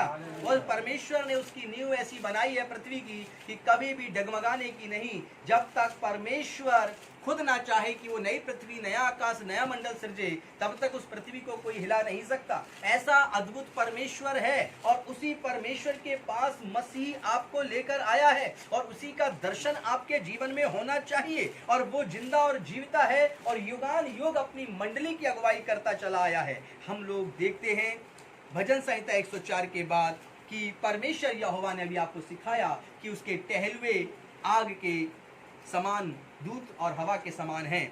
हम लोग इब्रानियों 1 का 7 पढ़ेंगे कि इब्रानियों 1 का 7 परमेश्वर ने किस रीति से यहाँ पर इब्रानियों में प्रेरितों के द्वारा बातें की। और स्वर्गदूतों के विषय में यह कहता है, और बाइबल में लिखा है कि स्वर्गदूतों के विषय में परमेश्वर यूं कहता है, वह अपने दूतों को पवन, वह अपने दूतों को पवन और अपने सेवकों को धधकती आग बनाता है। और वह अपने सेवकों को धधकती हुई आग बनाता है। अब दोनों चीजों को समझना होगा। वह स्वर्गदूतों को कहता है क्या? स्वर्गदूतों को पवन। और उसने इससे पहले क्या कहा था? दाऊद की किताब में उसने भजन संहिता में कहा था कि वह हवा को, वायु को अपने दूत बनाता है। और यहाँ पर लिखा है कि अपने दूतों को पवन और अपने सेवकों को धधकती आग और अपने बनाता है। सेवकों से अर्थ उसका प्रेरितों से है। आज के समय में मसीह की अगुवाई जिसको परमेश्वर ने सौंपी है, मंडली की अगुवाई सौंपी है, जिन्हें पास्टर, याजक या अन्य प्रकार के नाम से पुकारते हैं, जिनके ऊपर प्रभु ने मिनिस्ट्री को तैयार किया है, वह परमेश्वर के द्वारा धधकती हुई आग हैं जो शैतान के कामों को नाश करते हैं और जो बीमारी और रोगों को नाश करते हैं। जो यहोवा परमेश्वर के द्वारा जिस घर में प्रवेश करें और जाए, वहां जो विश्वास करे, उस घर से अंधकार को दूर करते हैं। और जो आगे आगे जब परमेश्वर मंडली के लिए चलाता है तो सारे के सारे बुरे काम नाश होते चले जाते हैं। मेरे प्रिय लोगों, फिर हम लोग चलते हैं मूसा के समय में। मंडली की अगुवाई परमेश्वर ने मूसा को दी और मूसा पर लोगों का विश्वास ना था। उनका विश्वास आग पर नहीं था, उनका विश्वास परमेश्वर के चुने हुए पर नहीं था। इसलिए वे कुड़कुड़ाते थे और पीठ पीछे कुड़कुड़ाने की ही चर्चाएं किया करते थे और वे अंदर ही अंदर कुड़कुड़ाहट से भर गए। वे हमेशा मंडली में विद्रोह खड़ा कर दिया करते थे। उनका सोच, उनका विचार मूसा से नहीं मिलता था। उनके दर्शन मूसा के दर्शन से मैच नहीं किया करते थे। उनका विश्वास मूसा के विश्वास के साथ नहीं चलते थे। मंडली के अंदर जब आप एक उन्नतिदार विश्वासी बनना चाहते हैं और आप भी उसका दर्शन पाना चाहते हैं, आप चाहे किसी भी कलीसिया के एक विश्वासी हों, लेकिन परमेश्वर आज पूरे विश्व की कलीसियाओं के विश्वासियों से कहना चाहता है कि आप अपने मंडली के अगुवा जो परमेश्वर ने ठहराए हैं, आप उनके साथ उनके दर्शन में भागी बनिए। उन पर विश्वास करके कि परमेश्वर ने इनको मेरा अगुवा ठहराया है, आप वैसे ही उनके अधीन रहिए जैसे आप एक अधिकारी के अधीन रहते हैं। तब आपके जीवन के अंदर परमेश्वर ये सारे दर्शनों को प्रकट करता है। यूहन्ना ने दर्शन पाया क्योंकि वो मसीह की अधीनता में चलता था, और यहोशू ने अपनी महिमा प्रकट नहीं की प्रभु की क्योंकि वो मूसा के संग संग चला करता था। एलीशा और एलिया के विषय में भी ऐसा ही हम देख सकते हैं। परमेश्वर एक ऐसा ही जीवन कलीसिया के अंदर लोगों का देखना चाहता है। लेकिन दुष्ट जो नाश किया जाएगा, जो हमेशा के लिए जला दिया जाएगा, जो हमेशा के लिए नाश कर दिया जाएगा, वह दुष्ट कलीसिया के अंदर विश्वासियों को सबसे पहले इस प्रकार की भावनाओं को डालकर उन्हें दर्शन से अलग कर दिया करता है और उनके बीच में फूट को उत्पन्न कर दिया करता है और वे दर्शन से जस्ट अलग चले जाते हैं और वो नहीं देख पाते जो परमेश्वर का दास देख रहा था। पुराने नियम में लिखा है, परमेश्वर के एक दास ने कहा, जा देख घनघोर बादल आ रहे हैं और देख बारिश होने वाली है। लेकिन जब वो गया और ऊपर जाकर देखा, कह रहा मुझे तो कोई बादल दिखाई नहीं पड़ रहे हैं। वो 3 बार ऊपर भेजा गया और देखा कि तीसरी बार में बहुत घनघोर बादल आ रहे हैं। लेकिन पहले उसने वो बादल क्यों नहीं देखे? हालेलुया। कौन बादल दिखाने के लिए कह रहा था? एलिया। और कौन देखने जा रहा था? नाम क्या? एलिशा। एलिशा और एलिया। हालेलुया। एक कहता है बादलों को देख, लेकिन वो नहीं देखता क्योंकि विश्वास की घटी थी और बादलों को नहीं देख पाता। यदि आप मंडली में हैं और आपके मंडली के बीच में आपका प्रचारक, आपका चरवाहा जो परमेश्वर ने चुना, इसमें मिनिस्ट्री को खड़ा किया है, अगर वो किसी दर्शन को देखता और अनाउंस करता है, आप में से बहुत से लोग इस दर्शन को देख रहे हैं और आप भी देख रहे हैं कि ऐसा ही होने वाला है, तो निश्चित आप उस तीसरे दिन में प्रवेश कर चुके हैं कि आपको घनघोर काली घटाएं दिखाई देने लगेंगी, जैसे कि एलिशा को दिखाई देने लगी हैं। लेकिन हो सकता है पहले दर्शन दूसरे दर्शन में आप भागी ना हो पाए, विश्वास की घटी के कारण, कुड़कुड़ाने वाली घटी के कारण, और भी अन्य प्रकार की झाड़ियों और चिंताओं के कारण, और भी बहकाने वाले दुष्ट शैतान की बातों के कारण, तो आप उस दर्शन को कदापि नहीं देख पाएंगे। जो परमेश्वर का दास अगुवा, जो चरवाहा है, जो कलीसिया का अगुवा ठहराया गया है, आप उस दर्शन में कभी भागी नहीं बन पाएंगे। उसके दर्शन और आपके दर्शन एक समान नहीं हो पाएंगे। और इस प्रकार से आप में से बहुत से लोग जो चुने जा सकते थे, चुने नहीं जा सकेंगे। हालेलुया। हम लोग पहले अपने जीवन को देखने से पहले देखें कि एक सेवक का दर्शन कैसा होता है, देखें कि एक कलीसिया, एक मंडली जो परमेश्वर ने पुराने नियम से लेकर अब तक बनाई, उसके साथ परमेश्वर का तालमेल क्या रहा और उन लोगों का अपने अगुवों के साथ तालमेल कैसे रहा। मंडली दो प्रकार से सीखती है। मंडली ये सीखती है कि एलिशा ने वो चादर पाई, मंडली सीखती है कि यहोशू ने उसके बाद सेविकाई पाई। अब ये पास्टर मरेगा तो निश्चित है कि मुझे सेविकाई मिलेगी। हालेलुया। जब ये पास्टर कहीं चला जाएगा, निश्चित इतनी बड़ी कलीसिया मुझे मिलेगी। निश्चित है कि इसके बाद कुछ हो जाएगा, इसके पास कोई चलाने वाला नहीं, मैं ही और मेरा ही खानदान इसको चलाएगा। ऐसा दर्शन बहुत सी कलीसियाएं, हर मिनिस्ट्री के लोग, सेवक देख सकते हैं। उनको देखने में कोई बाउंडेशन नहीं, लेकिन उनको देखना है क्या वे यहोशू हैं, उन्हें देखना है क्या वे एलिशा हैं, उन्हें देखना है कि क्या वे यूहन्ना हैं जो यीशु के साथ चले। हालेलुया। आपको उस दर्शन को देखने में बुराई नहीं, उस दर्शन को पाने में बुराई नहीं, उसके बारे में कल्पना करने के लिए कलीसिया का दास आपसे मना नहीं करता, लेकिन उसके लिए क्या आपके जीवन के अंदर एलिशा के समान चलने की चाहत है, क्या यहोशू के समान चलने की ताकत है, क्या दानियल का दर्शन आप पाने जा रहे हैं, तो क्या आप उसके समान यहोवा की उपस्थिति में चल रहे हैं, या आपकी सोच और आपके विचार या कलीसिया किसी विश्वासी के विचार उसकी एक अलग ही प्रकार की रीति और अलग प्रकार की चाल देखने जा रहा है और वो अलग प्रकार से सोच रहा है। नहीं, यदि आपने अलग प्रकार से सोच रहा है, अगर आप अलग प्रकार से सोच रहे हैं, तो परमेश्वर ने आपको उसी तरह के सोचने वाले प्रचारक से मिलाया होता, उसी प्रकार का दर्शन पाए हुए मिनिस्ट्री में आपका जन्म दिया होता। लेकिन एलिशा सोचे परमेश्वर के जैसा और एलिया के जैसा, यहोशू चले मूसा के जैसा, तो उसे मूसा के संग सौंपा गया था। जो भी भारत के अंदर या पूरी दुनिया में कलीसियाएं हैं और जो भी लोग इस प्रचार को सुने, ये वे जान जाएं कि वे जिस मंडली में और जिस विश्वास में जिस भी प्रचारक के साथ सौंपे गए हैं, वो बड़ी योजना के साथ सौंपे गए हैं। और यदि आप कलीसिया में कुछ ठहराए जाने वाले हैं या ठहराए जाने की लालसा आप रखते हैं, ये लालसा पवित्र और अच्छी है, मसीह के राज्य के लिए बहुत बली है, लेकिन आपको एक एलिशा के समान आना पड़ेगा, आपको एक यहोशू के समान आना पड़ेगा, आपको 12 प्रेरितों के समान प्रभु के साथ समर्पित होकर उस मंडली के बारे में सोचना पड़ेगा और कहना पड़ेगा कि अवश्य है कि मैं घटूं और यह मंडली बढ़ने पाए। हालेलुया। इस प्रकार का त्याग, इस प्रकार का विश्वास परमेश्वर के दर्शन को सामने प्रकट करता है। अब हम लोग देखते हैं कि जब इजरायलियों ने अर्पण की हुई वस्तुओं में से चोरी की, जो परमेश्वर ने, जब इजरायलियों ने जो अर्पण की जाती थी वस्तुएं, उनमें से चोरी की, जो कि परमेश्वर ने वहां पर आज्ञाएं ठहराई थी, तब उनके जीवन में क्या होता है। आइए देखें यहोशू 7 अध्याय उसकी 10वीं आयत कि परमेश्वर के सामने अर्पण की वस्तुओं और चोरी करने में दोनों के बीच में क्या तालमेल है और दोनों के दर्शन के बीच में क्या अलग अलग बातें हैं, इसको समझें। यहोवा ने यहोशुआ से कहा, यहोवा ने यहोशुआ से कहा, यही कहा, क्या कहा, पढ़िए।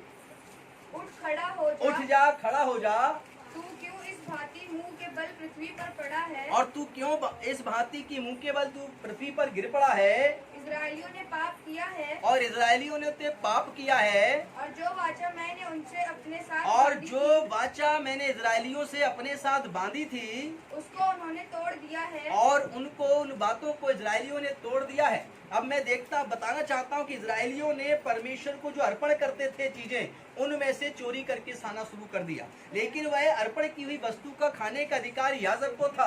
उस अर्पण की हुई वस्तुओं में से भागी होने का अधिकार याजक और उसके संतान को था। लेकिन जब समस्त इजरायलियों ने उस रोटी को खाना शुरू कर दिया और उस अर्पण की हुई वस्तुओं पे अपनी लालसा रखना शुरू कर दिया, यह उनके लिए पाप गिना गया, यह उनके लिए गुनाह गिना गया। और यह पवित्र शास्त्र के अंदर इसलिए समझाया गया है कि जब एक कलीसिया का निर्माण हो, जब परमेश्वर की एक मंडली के बारे में तैयार हो, तो इस प्रकार की लालसा मंडली के लोगों के बीच में ना आए, मंडली की कलीसिया के लोगों के बीच में ना आए, और वह कभी भी परमेश्वर की दान पात्र, परमेश्वर की सेवकाई में आई हुई भेंटों के ऊपर नजर ना रखे और उससे रोटी खाना ना चाहे। वह परमेश्वर के ऊपर विश्वास करे और अपने जिस काम को करता है उसमें परमेश्वर की अगुवाई करे और उसमें परमेश्वर की अगुवाई मांगे। निश्चित है कि वह आशीष पाएगा। नहीं तो ये इजराइल के लिए पाप गिना गया था। समस्त इजरायली परमेश्वर की संतान थे, समस्त इजरायली परमेश्वर के द्वारा अभिषिक्त थे। हालेलुया। लेकिन समस्त इजरायली यहाँ पर याजक नहीं थे। समस्त इजरायली परमेश्वर के द्वारा एक अगुवाई में कनेक्ट नहीं किए गए थे, लेकिन समस्त इजरायली परमेश्वर के थे। इसीलिए परमेश्वर एक कलीसिया को जब तैयार करता है, एक मंडली को तैयार करता है, तो परमेश्वर इस बात को भी बताना चाहता है कि चोरी की हुई चीजों में परमेश्वर की भागी नहीं होना चाहिए। कभी परमेश्वर ने एक दास से कहा, जा उस देश को जाकर हमला कर, उसके जाकर हमला करके उस चीज को जीत ले और वहां पर लूटी हुई चोरी की हुई वस्तु में तू सबको भागी मत कर। हालेलुया। वहां पर कुछ परमेश्वर ने कहा कि तू मेरे भवन को लूट से मत भरना, चोरी की चीजों से मत भर लेना, क्योंकि मैं यहोवा हूं और मेरा सिंहासन सोने और मणियों का है। मैं अपने सिंहासन को और अपने स्वर्ग को अपनी आंखों से और अपने चेहरे से रोशन कर सकता हूं। मुझे किसी और वस्तु की जरूरत नहीं है। तो इसीलिए आप अपने जीवन के अंदर दर्शन में कभी भी अपने आप को एक याजक के सामने रखे हुए भेंट में से खाने वाली कल्पनाएं मत करना, बल्कि आप हमेशा इजराइल के अंदर अपनी मुट्ठी से भवन को बनाने वाले बनना। जैसे कि दाऊद ने मंदिर का स्थापना किया, सुलेमान चाहता तो उस मंदिर को अकेले बनाता, लेकिन सुलेमान ने पूरे के पूरे जगह के लोगों को, अपने देश के लोगों को आह्वान किया। कोई अपने किवाड़ लेकर आया, कोई लकड़ी लेकर आया, कोई लोहा लेकर आया, कोई कुछ लेकर आया, और उन्होंने परमेश्वर यहोवा के भवन को बनाया। हालेलुया। लेकिन उस पे सबसे ज्यादा सुलेमान ने उसको सुंदर बनाने के लिए अपने खजाने को खोल दिया। मेरे प्रिय लोगों, हम जो परमेश्वर की मंडली में तैयार किए गए हैं, परमेश्वर की मंडली में बुलाए गए हैं, आप दुष्ट को अपने जीवन में प्रवेश मत करने देना। कभी भी अपने जीवन को, अगर आप चाहते हैं कि एलीसा और एलिया के समान आगे बढ़े और आप चाहते हैं कि आप 12 प्रेरितों के समान इस्तेमाल किए जाएं, तो आप शैतान की चतुराई को समझ लेना और आपकी नजरें हमेशा परमेश्वर के कार्य पर टिकी हों और आपकी नजरें जो परमेश्वर ने आपको काम दिया है, जो भी रोजी रोटी कमाने का साधन दिया है, परमेश्वर उसमें ही आपको 1000 गुना बढ़ा सकता है, उसमें ही परमेश्वर आपको 10,000 गुना बढ़ा सकता है। आपकी निगाहें उसी काम पर लगी रहें, आपकी निगाहें परमेश्वर के सुसमाचार पे लगी रहें। इजरायलियों के समान चोरी की वस्तुओं पर ना लगें। हालेलुया। और इजरायलियों के समान भटक जाने वाली आत्मा से आप ना भरें, क्योंकि आप एक ऐसे इजरायली हैं जिनके पास संपूर्ण किताब रख दी गई है, जिसमें यीशु मसीह आया और मारा गया, गाड़ा गया, तीसरे दिन जिंदा हो गया और उसने समस्त दर्शन देकर हमें और आपको समझा दिया। लेकिन क्या आज आप अपने आप को मसीह कैसे दर्शन देता है पहचानने का समझ सीख चुके हैं? क्या वास्तव में मसीह ने आपको दर्शन दिया है? क्या वास्तव में यीशु मसीह ने आपको कभी अपने सफेद वस्त्र और हिम के समान श्वेत बालों के रूप में और आंखों में एक आग के रूप में, मुंह से जल के रूप में, वचन की दुधारी तलवार के रूप में, पांव में पीतल के जूतों के समान, क्या वह ऐसा कोई पुरुष आपके सामने खड़ा हुआ? क्या आपने झील में चेलों ने देखा कि सफेद वस्त्र पहने कोई आ रहा है? जैसे कि दानिएल ने देखा कि एक आग का खंबा है, जैसे मूसा ने देखा कि एक आग का खंबा है और मूसा ने देखा कि लकड़ियां जल रही हैं और वह उसमें से आवाज आ रही है। क्या आपने ऐसे दर्शन कभी अपने जीवन में महसूस किया? नहीं किया तो आज ही, चाहे आपको 1 महीना हुआ हो, चाहे आपको 2 महीने हुए हों, चाहे आज ही आप यह प्रार्थना सुन रहे हो, परमेश्वर आज ही आपको दर्शन देगा, आज ही आपको धधकती हुई आग दिखाएगा, क्योंकि परमेश्वर का समय नजदीक है। पृथ्वी पर अंत के दिन बहुत नजदीक है। परमेश्वर हर एक को अपनी महिमा के लिए खड़ा करना चाहता है। परमेश्वर चाहता है कि हर एक व्यक्ति यहोशू के समान खड़ा हो जाए। परमेश्वर चाहता है कि हर एक एलीशा के समान चले।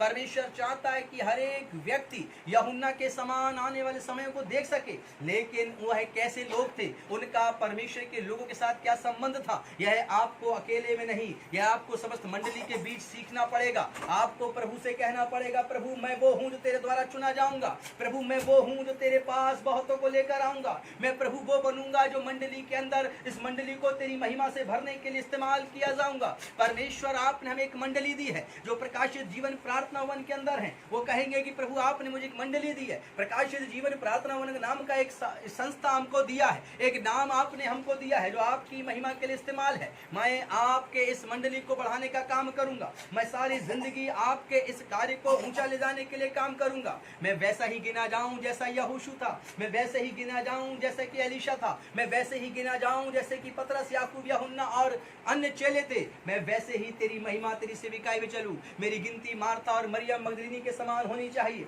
मेरी गिनती परमेश्वर उस पतरस के एक चर्च में जो एक बूढ़ी स्त्री थी जो सन के वस्त्र बनाया करती थी और भोजन बनाकर खिलाया करती थी, जिसका बेटा मर जाता है और पतरस चढ़कर टारी पे जिंदा और जीवित कर देता है, पौलुस भी चढ़कर एक मरे हुए व्यक्ति को जिंदा कर देता है। आपकी सेवकाई, आपका दर्शन, आपके जीवन का सारा उद्देश्य जब मसीह के लिए समर्पित हो जाता है, जब कलीसिया के लिए समर्पित हो जाता है, आप एक ताए हुए सोने बन जाते हैं, आप एक खरा सोना बन जाते हैं। जैसे सोने को आग में जितना पकाया जाए वह आग उस सोने को उतने ही चमकीला कर देती है। हालेलुया।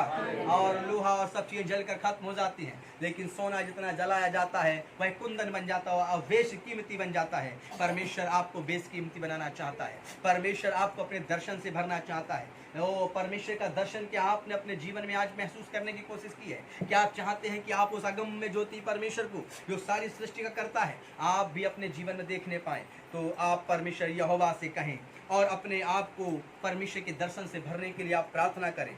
जब भी आपको यहाँ पर घुटने टेकने के लिए कहा जाए, आप उस दर्शन की अभिलाषा रखना और उस अगम्य ज्योति को देखना और उस दुर्लभ परमेश्वर के दर्शन को अपने जीवन में लाना और कहना, प्रभु आज मैं मूसा की आग को देखना चाहता हूँ, आज मैं उस एलिसा की चादर को देखना चाहता हूँ, आज मैं दानिएल के परमेश्वर को देखना चाहता हूँ, आज मैं यूहन्ना के दर्शन वाले परमेश्वर को देखना चाहता हूँ, आज मैं मसीह को देखना चाहता हूँ। मैं एक ऐसा व्यक्ति बनना चाहता हूँ जो इस कलीसिया में दर्शन वाला व्यक्ति हो और जो अगुवे के दर्शन को चाहन कर उस दर्शन को पूरा करने वाला हो। मैं प्रभु तेरी महिमा से भरना चाहता हूँ। यदि कोई बच्चे भी यहाँ बैठे होंगे, यदि बच्चे भी प्रार्थना सुन रहे होंगे, वे भी परमेश्वर के दर्शन से भर जाएंगे। और यदि कोई नया व्यक्ति भी होगा वो भी परमेश्वर के दर्शन से भर जाएगा, क्योंकि परमेश्वर पल भर में अपनी महिमा के लिए किसी को भी इस्तेमाल कर सकता है। क्या आगे और क्या पीछे, क्या छोटा और क्या बड़ा, क्या काला और क्या गोरा, क्या इजरायली और क्या अन्य जाति, सबका परमेश्वर है वो और सबको अपनी महिमा के रूप में नियुक्त कर आशीषित करना चाहता है। आइए हम लोग देखेंगे, क्या एक विश्वासी यहोवा परमेश्वर का भय मानकर चलता है? आपको जानना होगा, क्या एक विश्वासी यहोवा परमेश्वर का भय मानकर चलता है? क्या आप एक विश्वासी हैं और क्या परमेश्वर का भय आप मानते हैं? क्या आप परमेश्वर के राज्य को बढ़ाना चाहते हैं? धन्य हो पतरस, धन्य है पतरस का परिवार, धन्य है पतरस की फैमिली, धन्य है याकूब, धन्य है यूहन्ना, धन्य है वे प्रेरित जो अपने घर और अपने परिवारों को पीछे रखकर परमेश्वर की महिमा को आगे रखते हैं। हालेलुया।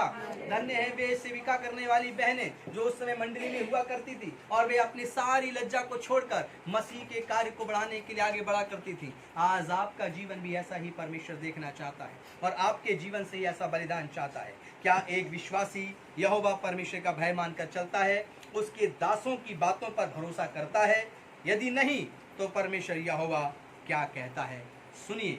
यदि कोई विश्वासी परमेश्वर का भय मानकर चलता है और दासों की भरोसा करता है, दास का अर्थ है जैसे परमेश्वर ने मूसा को अगुवाई के लिए ठहराया था, वैसे ही परमेश्वर हर मिनिस्ट्री, हर कलीसिया का एक अगुवा चुनता है जिस पर उस मिनिस्ट्री रखता है। तो वह उसके लिए क्या कहता है और उनके लिए क्या कहता है जो उनकी बातों को मानते हैं। यशाया की किताब 50 अध्याय और उसकी 10 और 11 आयत पढ़िए। यशाया 50 का 10 और 11 पढ़िए। तुम में से कौन है जो यहोवा का भय मानता और उसके दास की बातें सुनता है? कौन है मंडली में जो यहोवा का भय मानने वाला हो, परमेश्वर का भय मानने वाला हो? आप में से बहुत से कहेंगे कि हम परमेश्वर का भय मानते हैं। हालेलुया। दूसरी बात को बड़े ध्यान सुनना पड़ेगा। जब मूसा 40,000 लोगों को लेकर निकला, वे 40,000 लोग इजराइल के परमेश्वर की इबादत करते थे। हालेलुया।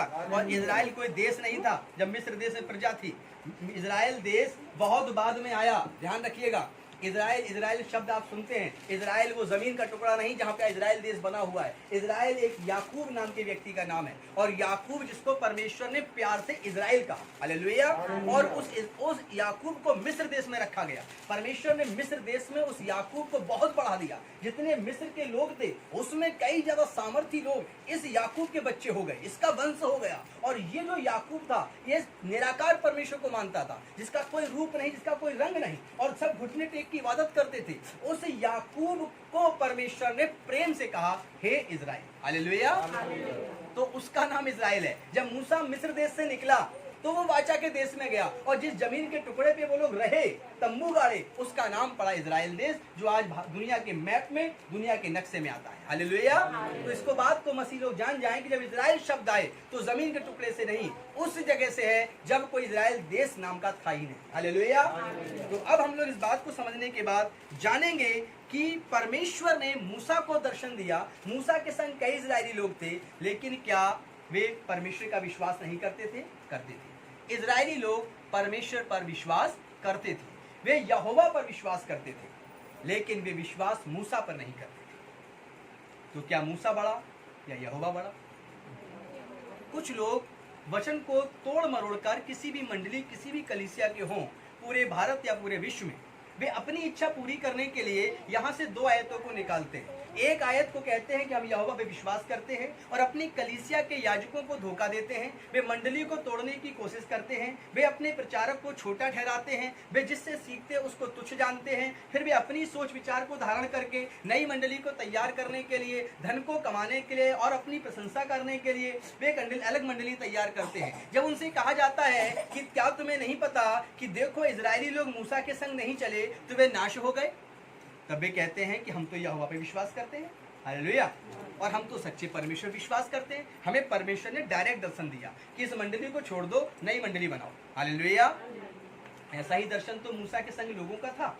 मूसा के संग जब लोग चल रहे थे तो जब उनको भूख लगी तो सारे मंडली के लोग आए, बोले हे मूसा, कुछ लोग आकर बोले देख हम भूखे हैं, कई दिन से खाना नहीं खाया, इससे बढ़िया मिस्र देश से में गुलाम थे, हालेलुया, हमारा भोजन नहीं, हम मर जाएंगे, वहां कम से कम खाना खा के तो मरते। अब समझना पड़ेगा कि उसमें से कुछ लोग जो आए थे मूसा से बात कर रहे, एकदम से मन्ना नहीं बरस गया, एकदम से रोटियां नहीं बरस गई, कुछ घंटे लगे, कुछ समय लगा। इतने में भी कुड़कुड़ाने वाले लोग अलग मंडली बनाकर बैठ गए, वे जाकर अलग बातें करने लगे। ये है अलग मंडली जो कुछ घंटों के लिए बनी, कुछ दिनों के लिए बनी। लेकिन जब मूसा ने प्रार्थना की तो मन्ना बरसा, और सबने मन्ना खाया, आसमान से मन्ना बरसा, हालेलुया, और सबने मन्ना खाया और था तरफ खाकर हो गए। कुड़कुड़ाने वालों ने भी खाया। लेकिन मेरे प्रिय लोगों, आपको वचन को समझना पड़ेगा। आपको परमेश्वर ने यदि डायरेक्ट दर्शन दिया होता तो आप कभी कलीसिया में एक विश्वासी के रूप में नहीं आते। आप रात को अपने घर में सो रहे होते, सुबह आसमान से स्वर्गदूत आता, कहता उठ जल बपतिस्मा जाके अपने आप ले ले और प्रभु यीशु का विश्वासी बन जा, हालेलुया। ऐसा अगर किसी दुनिया में विश्वासी के साथ नहीं हुआ तो परमेश्वर कहता है ऐसा भी होगा कि लोग इस किताब को पढ़ेंगे, पढ़ते पढ़ते मेरा दर्शन पा लेंगे, हालेलुया। लेकिन बपतिस्मा लेने के लिए यीशु के समान उन्हें किसी यूहन्ना को ढूंढना पड़ेगा, हालेलुया। बपतिस्मा लेने के लिए जब यीशु मसीह यूहन्ना के पास जा सकता है तो जिसने सिर्फ बाइबल को पढ़कर या अन्य धर्म ग्रंथ पढ़कर यीशु को जाना है, यीशु के पास आया है, मैं दावे के संग कहता हूँ उसने किसी न किसी से बपतिस्मा लिया होगा, हालेलुया, और किसी न किसी मिनिस्ट्री के द्वारा उसने अपने जीवन को शुरू किया होगा और सारी जिंदगी उस मिनिस्ट्री के साथ चले। ऐसा करके परमेश्वर शुरू आरंभ से अब तक जानता चला आया है। तो मंडली अपनी इच्छा पूरी करने के लिए परमेश्वर के वचन को तोड़ती और मरोड़ती है और कहती है, यशाया 50 का 10 और 11 क्या कहती है? तुम में से कौन है, तुम में से कौन है जो यहोवा का भय मानता, जो यहोवा का भय मानता। सारे इजरायली बोले हम यहोवा का भय मानते हैं। सब इजरायलियों ने बोला क्या आप सब परमेश्वर का भय मानते हैं? yes. कितना भय मानते हैं? क्या आप उसके लिए जुबान से बोल सकते हैं? यस, ऐसे करना। क्या आप परमेश्वर का भय मानते हैं? yes. ऐसे इजरायलियों ने बोला था। अगली लाइन पढ़िए। और उसके दास की बातें सुनता है, हाँ? जो अंधियारे में चलता हो। हाँ, वह दो क्वालिटी। आप यहोवा का भय मानते हैं, लेकिन जो परमेश्वर ने आपको दास दिया, और यदि YouTube चैनल पर कोई पूरी दुनिया का कोई भी विश्वासी देखता है तो ये वचन उसकी मंडली के लिए है, उसके प्रचारक के लिए है, उसको अपने पास्टर और अपने याजक के संग ऐसा ही करना चाहिए। हालेलुया। और यहाँ पर लिखा है 2 क्वालिटी विश्वासी की होनी चाहिए। सबसे पहली यहोवा पर विश्वास, जो कि वो आदि और अंत है, अल्फा और ओमेगा है। दूसरा, जो परमेश्वर ने उसको अगवा दिया, हालेलुया, उसके साथ चलने का फैसला, उसकी बात को मानना। क्या लिखा है, पढ़िए। और उसके दास की बातें सुनता है, उसकी दास की बातें सुनता है, जो अंधियारे में चलता हो, जो अंधियारे में चलता हो, और उसके पास ज्योति ना हो, और जो अंधियारे में चले और उसके पास रोशनी ना हो, वह यहोवा के नाम का भरोसा रखे, और वह यहोवा के नाम का भरोसा रखे। हालेलुया। हालेलुया। ओ परमेश्वर, यहाँ पर क्या होगा जब इनका मकान मालिक इस कलीसिया को खाली करवा देगा, ये भाड़े का लेके चल रहे हैं, तो हम कहाँ बैठेंगे, है ना। हालेलुया। हालेलुया। दूसरा कोई आएगा, आपसे कहेगा कि चलो मेरे पास चलो, द्वारका में एक बहुत बड़ा बिल्डिंग है, अपना बनाया है पास्टर ने, उस मंडली में चलो, वहाँ बैठ के वचन सुनो, कभी नहीं छूट सकता। तो इस बात को ध्यान रखना है, हालेलुया, कि आप जिस इजराइल के परमेश्वर पर भरोसा रखते हैं, यहोवा पर, उस परमेश्वर ने आज मंडली से कहा, और उन मंडलियों से कहा जो बेचारे गांव-गांव में प्रचारक सेवा करते हैं, दुनिया के ऐसे ऐसे जगह पे सेवा करते हैं, ऐसे ऐसे देश हैं जहाँ पर उनके पास फूस का स्थान है, जहाँ पर फूस को लगाकर वे परमेश्वर की कलीसिया को चलाते हैं। हालेलुया। आशीषित हैं वे लोग, और वे लोग भी आशीषित हैं जो एसी में बैठ कर प्रार्थना करते हैं। हालेलुया। लेकिन हर वो व्यक्ति आशीषित है जो यहोवा को मानता हो, उसकी आज्ञाओं को मानता हो और दासों की सुनता हो। और वहीं से पढ़ो बेटा जहाँ से अभी शुरू खत्म किया। और अपने परमेश्वर पर आशा लगाए रहे, और अपने अंधियारे में, पढ़िए क्या लिखा है, और जो अंधियारे में चलता हो, जो अंधियारे में चलता हो, और उसके पास ज्योति ना हो, उसके पास ज्योति ना हो, वह यहोवा के नाम का भरोसा रखे। वही किसके नाम का भरोसा रखे, किसके नाम का, यहोवा के नाम का भरोसा रखे। यदि आपको लगता है कि आपके जीवन की कुछ रुकावटें हैं, आपको लगता है कि यदि आपकी मंडली के पास कोई चीज की कमी है, तो आप उस पर उंगली उठाने की बजाय खड़े होइए और कहिए, प्रभु इस मंडली के लिए मैं ये करूंगा और मुझे तू इस योग्य बना। हालेलुया।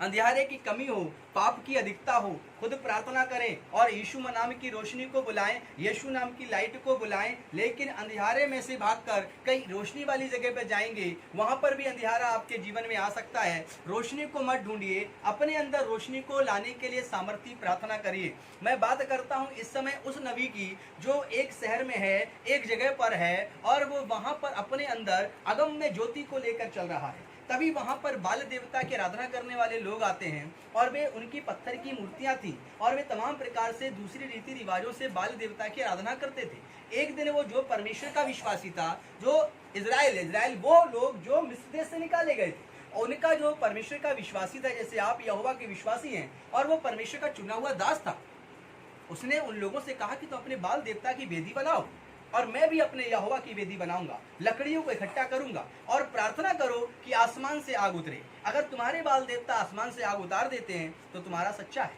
और यदि हमारे उतारते हैं तो उसकी महिमा। हालेलुया। इस प्रकार उन्होंने बाल देवता के लोगों ने बहुत सी लकड़ियां इकट्ठी की, वेदी बनाई, और वे ढोल बजाने लगे, वे वहां पर सारंगी बजाने लगे, वीणा बजाने लगे और जोर जोर से चिल्लाने लगे, और वे आवाज देते, लेकिन उनकी लकड़ी में आग नहीं लगती है। तब वो परमेश्वर का दास कौन था, उसका नाम क्या है, एलिया कहता है, जोर जोर से चिल्लाओ, शायद सो गया होगा तो जाग जाएगा, ढोल बजाओ, हालेलुया, और जाओ उसके लिए अच्छा अच्छा भोजन बना के लाओ, शायद उसकी खुशबू से वो जाग जाए और लकड़ियों में आग लग जाए। हालेलुया।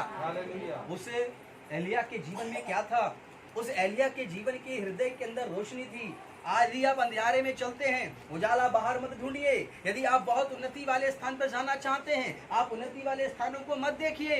जहां पर है परमेश्वर वहीं पर आग लगाएगा, जहां पर है वहीं पर आपको उन्नति दे देगा। जिस स्थान पर खड़े होंगे वहीं पर एक बिल्डिंगों की बिल्डिंगें परमेश्वर खड़ी कर देगा। हालेलुया।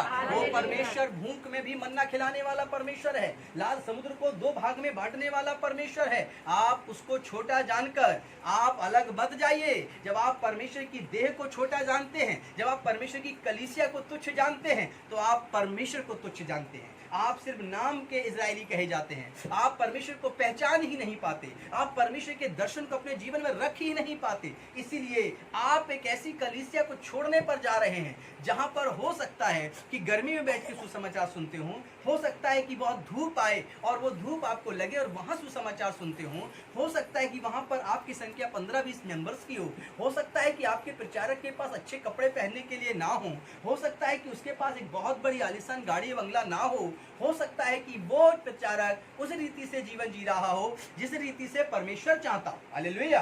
तो आप ऐसी मंडली मत तलाश करिए जिनके पास पहले से आशीषें हों, क्योंकि ऐसा करने पर आप परमेश्वर की एक देह को तुच्छ जानते हैं, दूसरी देह को आशीषित जानते हैं। हालेलुया। एक पिता के दो बेटे थे, अब एक ही पिता के दो बेटे हैं।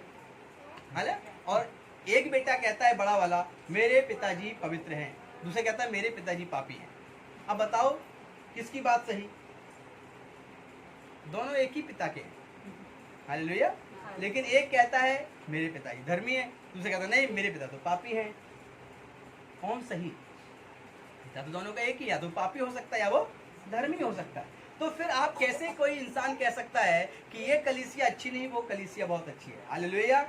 परमेश्वर पिता एक है और अंत के दिनों में उसकी देह भी एक है। मूसा की कलीसिया, मूसा के 40,000 के लोग और मूसा के 40,000 चलने वाले लोग और आज की मंडली के अंदर रहने वाले लोग, जो मंडली परमेश्वर ने आपको दी, जो मंडली परमेश्वर ने आपके लिए ठहराई, उसमें दो तरीके हैं आपको यहोशू बनने के।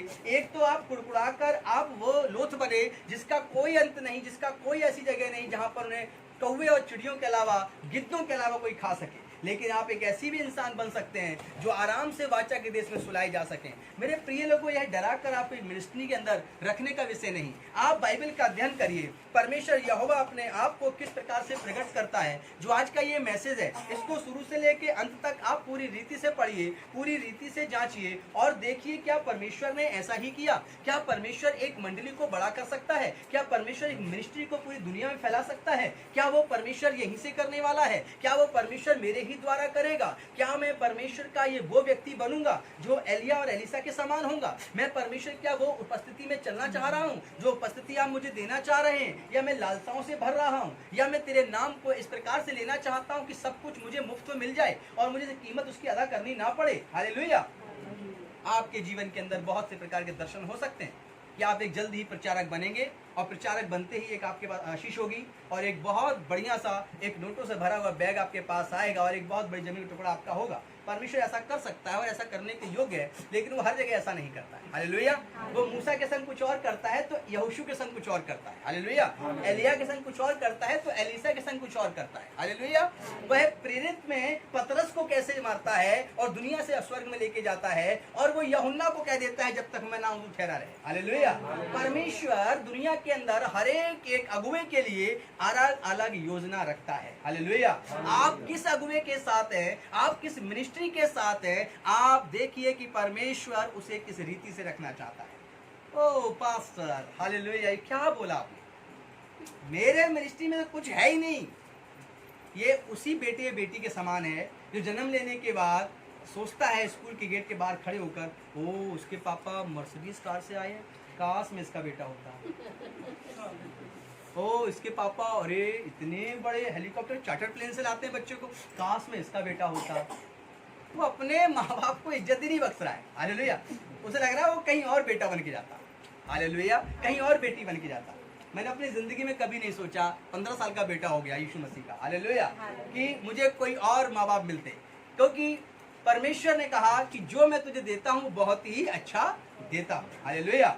जब हमारे प्रचारक पास्टर एसके सिंह जी जब प्रचार करते थे, छोटी छोटी मंडलियों के अंदर प्रचार करते थे, संडे के दिन वे 9:30 बजे से कलीसिया स्टार्ट करते और वे रात को 9:30 बजे तक कलीसिया चलाते। अलग अलग कलीसिया, कभी वे त्रिलोकपुरी में कलीसिया, कभी चिल्ला गांव के अंदर कलीसिया, कभी समाचार अपार्टमेंट में कलीसिया, सेक्टर 8 के अंदर कलीसिया, अशोक नगर के अंदर कलीसिया और इसके अलावा पप्पू कॉलोनी के अंदर कलीसिया, गाजियाबाद। मैं उनके संग बहुत जगह भ्रमण करता रहा। मुझे पूरे दिन परमेश्वर की महिमा में रहने का मौका मिला। एक दिन प्रचार करके कहने लगे कि मेरी बहुत बड़ी कलीसिया नहीं है जहाँ मैं सबको एक साथ बिठा सकता। मैं तो बड़ा खुश हो रहा था। मैंने कहा इनकी बड़ी कलीसिया होती, इनके पास बड़ा ग्राउंड होता, ये 2 घंटे में 500-600 लोगों को सुना के फ्री कर देते। मेरा पूरा दिन का टाइम कहाँ खराब होता है ना? खराब होता टाइम। प्रभु के संग बहुत से कह रहे हाँ, शब्दों को पहचानो। हालेलुया। जब मैं पूरे दिन प्रभु की महिमा में रहा तो टाइम खराब होगा नहीं। टाइम आशीषित होगा। तो मैं कहने लगा, हे प्रभु, यदि ये 2 घंटे में 2000 लोगों को सुना देते तो बाकी के मैं 22 घंटे या 16 घंटे कहाँ गुजारता। हालेलुया। इनको छोटी मंडली इसीलिए दी ताकि मैं सुबह 9:30 से लेकर रात के 9:30 तक इनके साथ रहूं और इनके डिफरेंट प्रकार के सुसमाचार जो हर जगह अलग अलग सुनाते हैं, मैं सुन के तरफ हो जाता था। हालेलुया। और मंडे से लेकर सैटरडे तक फिर आत्मा से भर जाता था। हालेलुया। तो मैं उस छोटी मंडली में बड़ा खुशहाल था। हालेलुया। और मैंने कभी सोचा ही नहीं, परमेश्वर कहता है कि आप अपने घर को कैसा देख रहे हैं। यदि आपके माता पिता के पास वस्त्र नहीं है तो आप कमिटमेंट करिए कि प्रभु मैं इतना धनवान बन जाऊं कि मैं अपने माता पिता को हीरे से जड़ा हुआ कोट पैंट पहनाऊं। हालेलुया। यदि मेरे कलीसिया के प्रचारक के पास बहुत बड़ा ऑडिटोरियम नहीं है तो मैं एक इतना इंसान ऊंचे स्थान पर पहुंचा दे कि मैं दिल्ली के अंदर सबसे बड़ा ऑडिटोरियम बना के दूं। हालेलुया। ऐसा दर्शन आप देख सकते हो, कोई पैसा नहीं लगेगा इसका आपको। हालेलुया। ऐसा दर्शन आप पा सकते हैं, लेकिन आप बनी बनाई चीजों के लिए अगर लालसा रखते हैं तो मैं नहीं मानता कि ऐसा बच्चा या एक ऐसा विश्वासी वह लालसा से भरा हुआ नहीं है। हालेलुया। और यदि ऐसा कोई कहता है कि ऐसा सोचना पास्टर जी क्या गलत है, तो 100% ऐसा सोच चुका है, ऐसा सोचने में अच्छा लगता है। हालेलुया। आप अपने बच्चों को लेने स्कूल गए और आपने अपनी समझ में एक बहुत बढ़िया स्कॉर्पियो गाड़ी ली। हालेलुया। तो क्या दुनिया की सबसे बड़ी गाड़ी स्कॉर्पियो है? स्कॉर्पियो थोड़ी बड़ी तो कोई होगी, थोड़ी सी बड़ी, 10 लाख 5 लाख, कौन सी है? फॉर्च्यूनर है। Right, very good. चलो, तभी एक बार सोचा मेरे पिताजी स्कॉर्पियो में आते हैं, तभी फॉर्च्यूनर आगे रुकी। वो काश ये मेरा पापा होता, फॉर्च्यूनर में जा रहे हैं। तभी और दूसरी बड़ी मर्सिडीज आ गई, और नहीं ये अच्छा था, ये वाला होना चाहिए। क्या है? हालेलुया। अपने पिता पर, अपनी माँ पे गर्व करो क्योंकि वो परमेश्वर ने दिए हैं। हालेलुया। और अपनी कलीसिया पे घमंड करो क्योंकि वो परमेश्वर ने आपको दिए। हालेलुया। अपने चरवाहे पर विश्वास करो, ऐसा बाइबल कहती है, क्योंकि वो परमेश्वर ने चुना है ताकि आपकी आत्मिक चरवाही करे। और यह प्रचार यूट्यूब पे हर एक कलीसिया के विश्वासियों के लिए है कि वे अपने प्रचारकों पे और अपनी कलीसिया पर घमंड करें जो परमेश्वर ने उन्हें दी है। हालेलुया। चाहे वो बहुत बड़ी हो, चाहे वो बहुत छोटी हो। हालेलुया। ऐसा कर कर आप वायदा करें। एक बच्चा पैदा हुआ एक बहुत गरीब घर में, और वह एक छप्पर डाल के रहा करते थे। धीरे धीरे करके वह पढ़ा और लिखा, बड़ा हुआ, विदेश गया और उसने एक आलीशान महल और बंगला बनाया और अपने माता पिता को दुनिया के सबसे अच्छे स्थान पर रखा। अब बताओ, ऐसा बच्चा नालायक है या लायक है? कौन बोला नालायक? तेज बोलो, लायक है कि नहीं? लायक है। तो सब लोग ऐसा बच्चा चाहते हैं कि नहीं? यस। धीमे बोल रहे हैं, चाहते नहीं? क्या आप नहीं चाहते कि जो बच्चे वाले हैं कि आपका बच्चा आपको दुनिया में सबसे अच्छे स्थान पर लेकर जाए? चाहते हैं? कैसा लग रहा था जब बच्चा को एक अपने फ्लैट में लेके गया? हालेलुया। मैं रोहन के पापा जी से पूछ रहा हूँ। हालेलुया। बैठे हुए। हालेलुया। बहुत अच्छा लग रहा था, है ना? एक आंसू के साथ प्रार्थना कर रहे थे। ऐसे ही करके आपको सोचना है कि यदि आप चाहते कि आपकी अगली पीढ़ी आपको बहुत बड़े स्थान पर लेके जाए, जो आप संतान पाल रहे हैं, आप खुद संतान है। हालेलुया। ये सारे सपने यदि आप देखते हैं और पूरे हो जाते हैं तो माता पिता को कैसा लगेगा? कैसा लगेगा? बहुत अच्छा लगेगा ना? ऐसा ही परमेश्वर को बहुत अच्छा लगा जब यीशु मसीह के 12 चुने हुए में से लोगों ने परमेश्वर की मिनिस्ट्री को बहुत ऊंचा पाया। हालेलुया। आपको इतनी सारी बातें सिखाने के लिए, इतने सारे एग्जाम्पल देने के लिए सिर्फ उद्देश्य इतना है कि परमेश्वर ने जिस मैप में और जिस स्थान पर आपको विश्वासी के रूप में लाया है, उस विश्वास पर भरोसा करिए, उस मिनिस्ट्री पर भरोसा करिए। और यह प्रचार मेरा हर पूरे वर्ल्ड की कलीसिया के लिए है और उनके विश्वासियों के लिए है। प्रकाशित जीवन प्रार्थना उनसे जुड़े हुए विश्वासियों के लिए भी है कि वे अपने खुदा की दी हुई मिनिस्ट्री में विश्वास करें, अपने चरवाहे पर संपूर्ण रीति से, जैसे लोगों ने, इजराइल के लोगों ने मूसा पे विश्वास किया और वाचा के देश में गए, वैसा ही विश्वास करें। मैं वायदा करता हूं कि यही मिनिस्ट्री जहां पे आप बैठे हैं दुनिया की सबसे बड़ी मिनिस्ट्री बनेगी। हालेलुया। और यही सेविकाई जिसमें आप बैठे हैं सबसे विशाल ऑडिटोरियम के रूप में बनेगी। और ऐसा परमेश्वर आपके और हमारे जीवन के अंदर, आपके या हमारे जीवन के द्वारा 100% करेगा। जरूरत है आपको विश्वास करने की। हालेलुया। आमीन। अब यशाया 50:10 के बाद हम लोग देखते हैं आमोस की पुस्तक में लिखा है कि परमेश्वर ने मुझे दिखाया कि आग के द्वारा मुकदमा लड़ने को कैसे प्रकट करें। आमोस की किताब में परमेश्वर ने एक आग का व्याख्यान किया है मैंने आग के प्रचार के रूप में शुरू से आपको बताया है। हालेलुया। कैसे मूसा के समय से लेकर और हम लोग अब आमोस की किताब में आ चुके हैं। हालेलुया। पढ़िए आमोस की किताब 7 का 4, 5, 6। 7 का सिर्फ 4 पढ़िएगा, फिर 5 पढ़िएगा, फिर 6 पढ़िएगा। परमेश्वर यहोवा ने मुझे यह दिखाया, परमेश्वर यहोवा ने आमोस को दिखाया। और क्या देखता हूँ, क्या आमोस कह रहा है कि मैं क्या देखता हूँ कि परमेश्वर यहोवा ने आग के द्वारा, परमेश्वर यहोवा ने आग के द्वारा मुकदमा लड़ने को पुकारा। मुकदमा लड़ने के लिए क्या किया? पुकारा। परमेश्वर क्या मुकदमा लड़ता है? लेकिन लड़ता है। परमेश्वर भी अपने लोगों का लेखा लेता है। हालेलुया। उनके कामों का लेखा लेता है। तो यहाँ पर आमोस इस बात का आह्वान कर रहा है क्या? और उस आग से महासागर सूख गया और देश भी भस्म होने लगा था। वो आग जो परमेश्वर अपने मुकदमा लड़ने के लिए धरती पर भेजेगा, उस आग के उतरते ही महासागर सूख गया। पृथ्वी पर कितने % पानी है? 69%, 70% पानी है। वो लिखा है कि वो आग जब उतरेगी तो पानी सारा सूख जाए। हालेलुया। उतरते ही आग, पलक झपकते ही, और फिर और देश भस्म होने लगा। और जो देश है जो कि परमेश्वर की अगुवाई में नहीं चलता, वो भस्म होने लगा।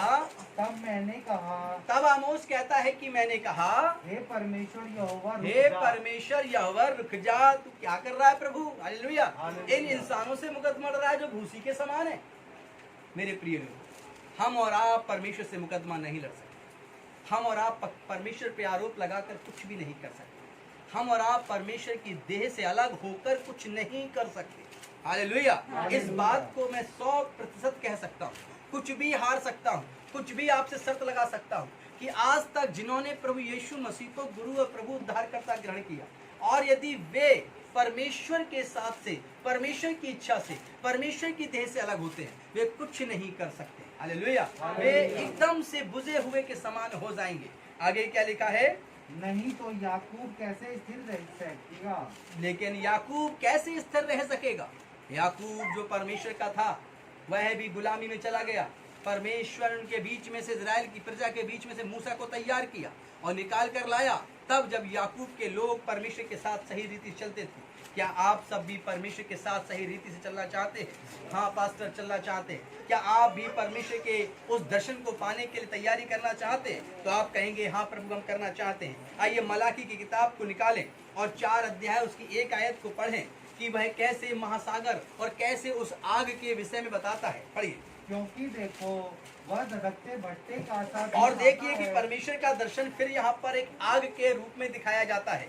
धधकते हुए आग के भट्टे सा है, जब सब अभिमानी और सब दुराचारी लोग, और सभी अभिमानी और सभी दुराचारी लोग अनाज की खुट्टी बन जाएंगे। और लिखा है यहाँ पर कि वे अनाज की खूंटी बन जाएंगे। और उस आने वाले दिन में से, और वे जो आने वाले दिन में से ऐसे भस्म हो जाएंगे, ऐसे भस्म हो जाएंगे कि उनका पता न रहेगा, कि उनका पता तक नहीं रहेगा। वे जो दुराचारी हैं और वे जो परमेश्वर यहोवा के अनुसार जीवन यापन नहीं करते हैं, आज इस बात को अपनी गहराई से देख लें और जांच लें, वे अनाज की खूंटी बन जाएंगे। लेकिन परमेश्वर एक आग के समान है, धधकते हुए आग के भट्टे के समान है, और जो भी उस भट्टे में गिरता है वह जलकर उस आग के रूप में बदल जाता है। मेरे प्रिय लोगों, परमेश्वर का वचन कहता है आमोस की किताब में कि उसने महासागर को सूखते देखा और कई देशों को आग में नष्ट होते हुए देखा, और उसने कहा बस परमेश्वर रुक जा, ऐसा मत कर। और वैसे ही आज हम सबको कहना है, हे परमेश्वर, जब वो आग उतरे तो हम तेरी महिमा के तैयार हों।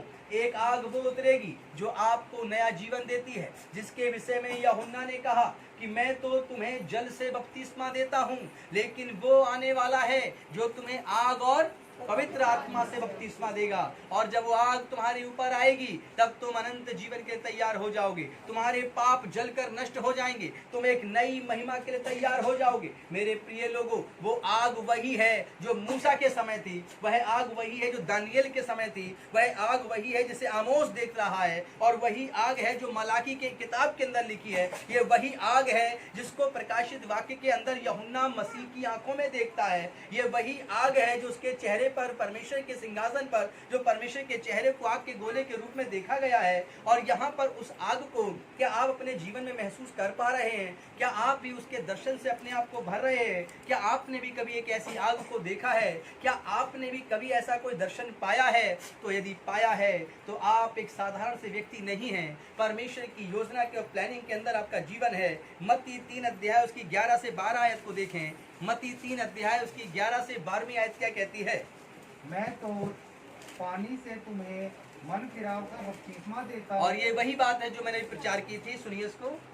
मैं तो पानी से तुम्हें मन फिराव का बपतिस्मा देता हूँ, परंतु जो मेरे बाद आने वाला है वह मुझसे शक्तिशाली है, मैं उसकी जूती उठाने के योग्य नहीं। Praise the Lord. और यहाँ पर यीशु मसीह के पहले यूहन्ना लोगों को बपतिस्मा दिया करता था, और वह बपतिस्मा था लोगों को मन फिराने का, कि मन फिराओ क्योंकि स्वर्ग का राज निकट है, अपने पापों और गुनाहों से तौबा करो। और यीशु मसीह के विषय में यूहन्ना कह रहा है कि मैं तो तुम्हें आग से बपतिस्मा नहीं दे सकता, मैं तो तुम्हें जल से बपतिस्मा दे रहा हूँ, लेकिन मेरे बाद जो आएगा जिसकी मैं जूती भी खोलने के योग्य नहीं, वो तुम्हें आग और वह तुम्हें पवित्र आत्मा और आग से बपतिस्मा देगा। उसका सूप उसके हाथ में है, और जब वो आएगा उसका सूप उसके हाथ में होगा। सूप जानते हैं क्या करता है? सूप बहनें अच्छे से जान सकती हैं कि गेहूं में से कचरे को बाहर करने का काम सूप करता है। हालेलुया। और जब मसीह आएगा तो वो उसके हाथ में सूप होगा। इस पृथ्वी पर जितने भी इंसान हैं वो दो तरीके से अलग करेगा, ईसाई और अन्य जाति कर नहीं, बल्कि वो किसी धर्म का नाम लेकर नहीं, वो अलग करेगा उनको जो मन फिराए हुए लोग होंगे उनको खत्ते में डालेगा, और जो पाप में होंगे उन्हें भूसी के समान आग में डालेगा, जहां उनका सत्यानाश हो जाएगा। हालेलुया।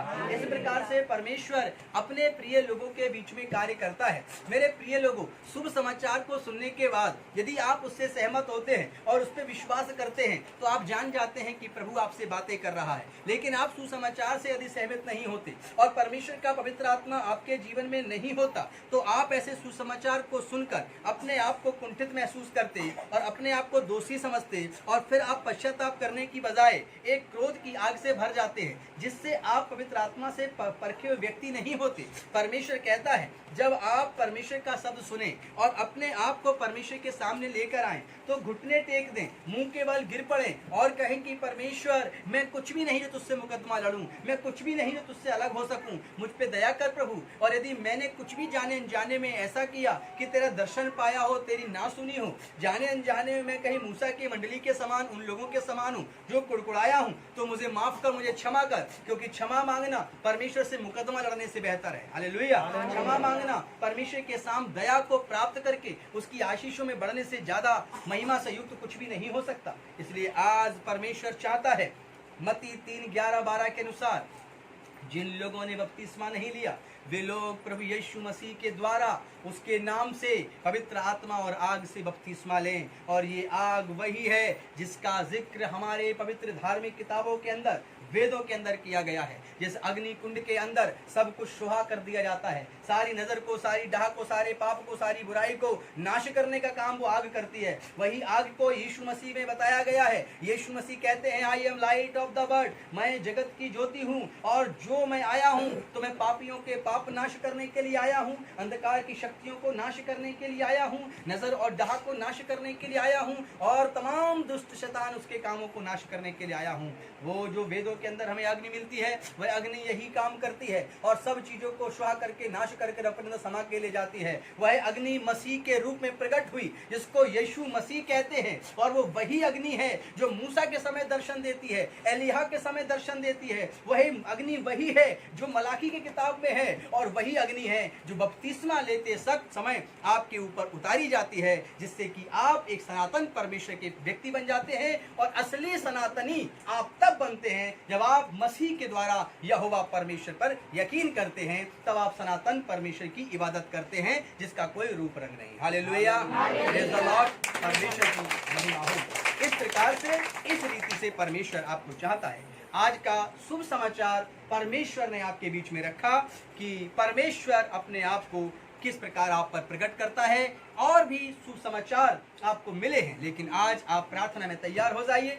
परमेश्वर आपके जीवन में इस सुसमाचार के द्वारा आपको आपकी कलीसिया में जहां पर भी परमेश्वर ने जन्म दिया, जहां पर भी आपको रखा है, वह आपके जीवन के लिए, आपकी उन्नति के लिए आशीष का कारण है। आप प्रभु में बने रहिए, आशीषित होइए। God bless you. हालेलुया।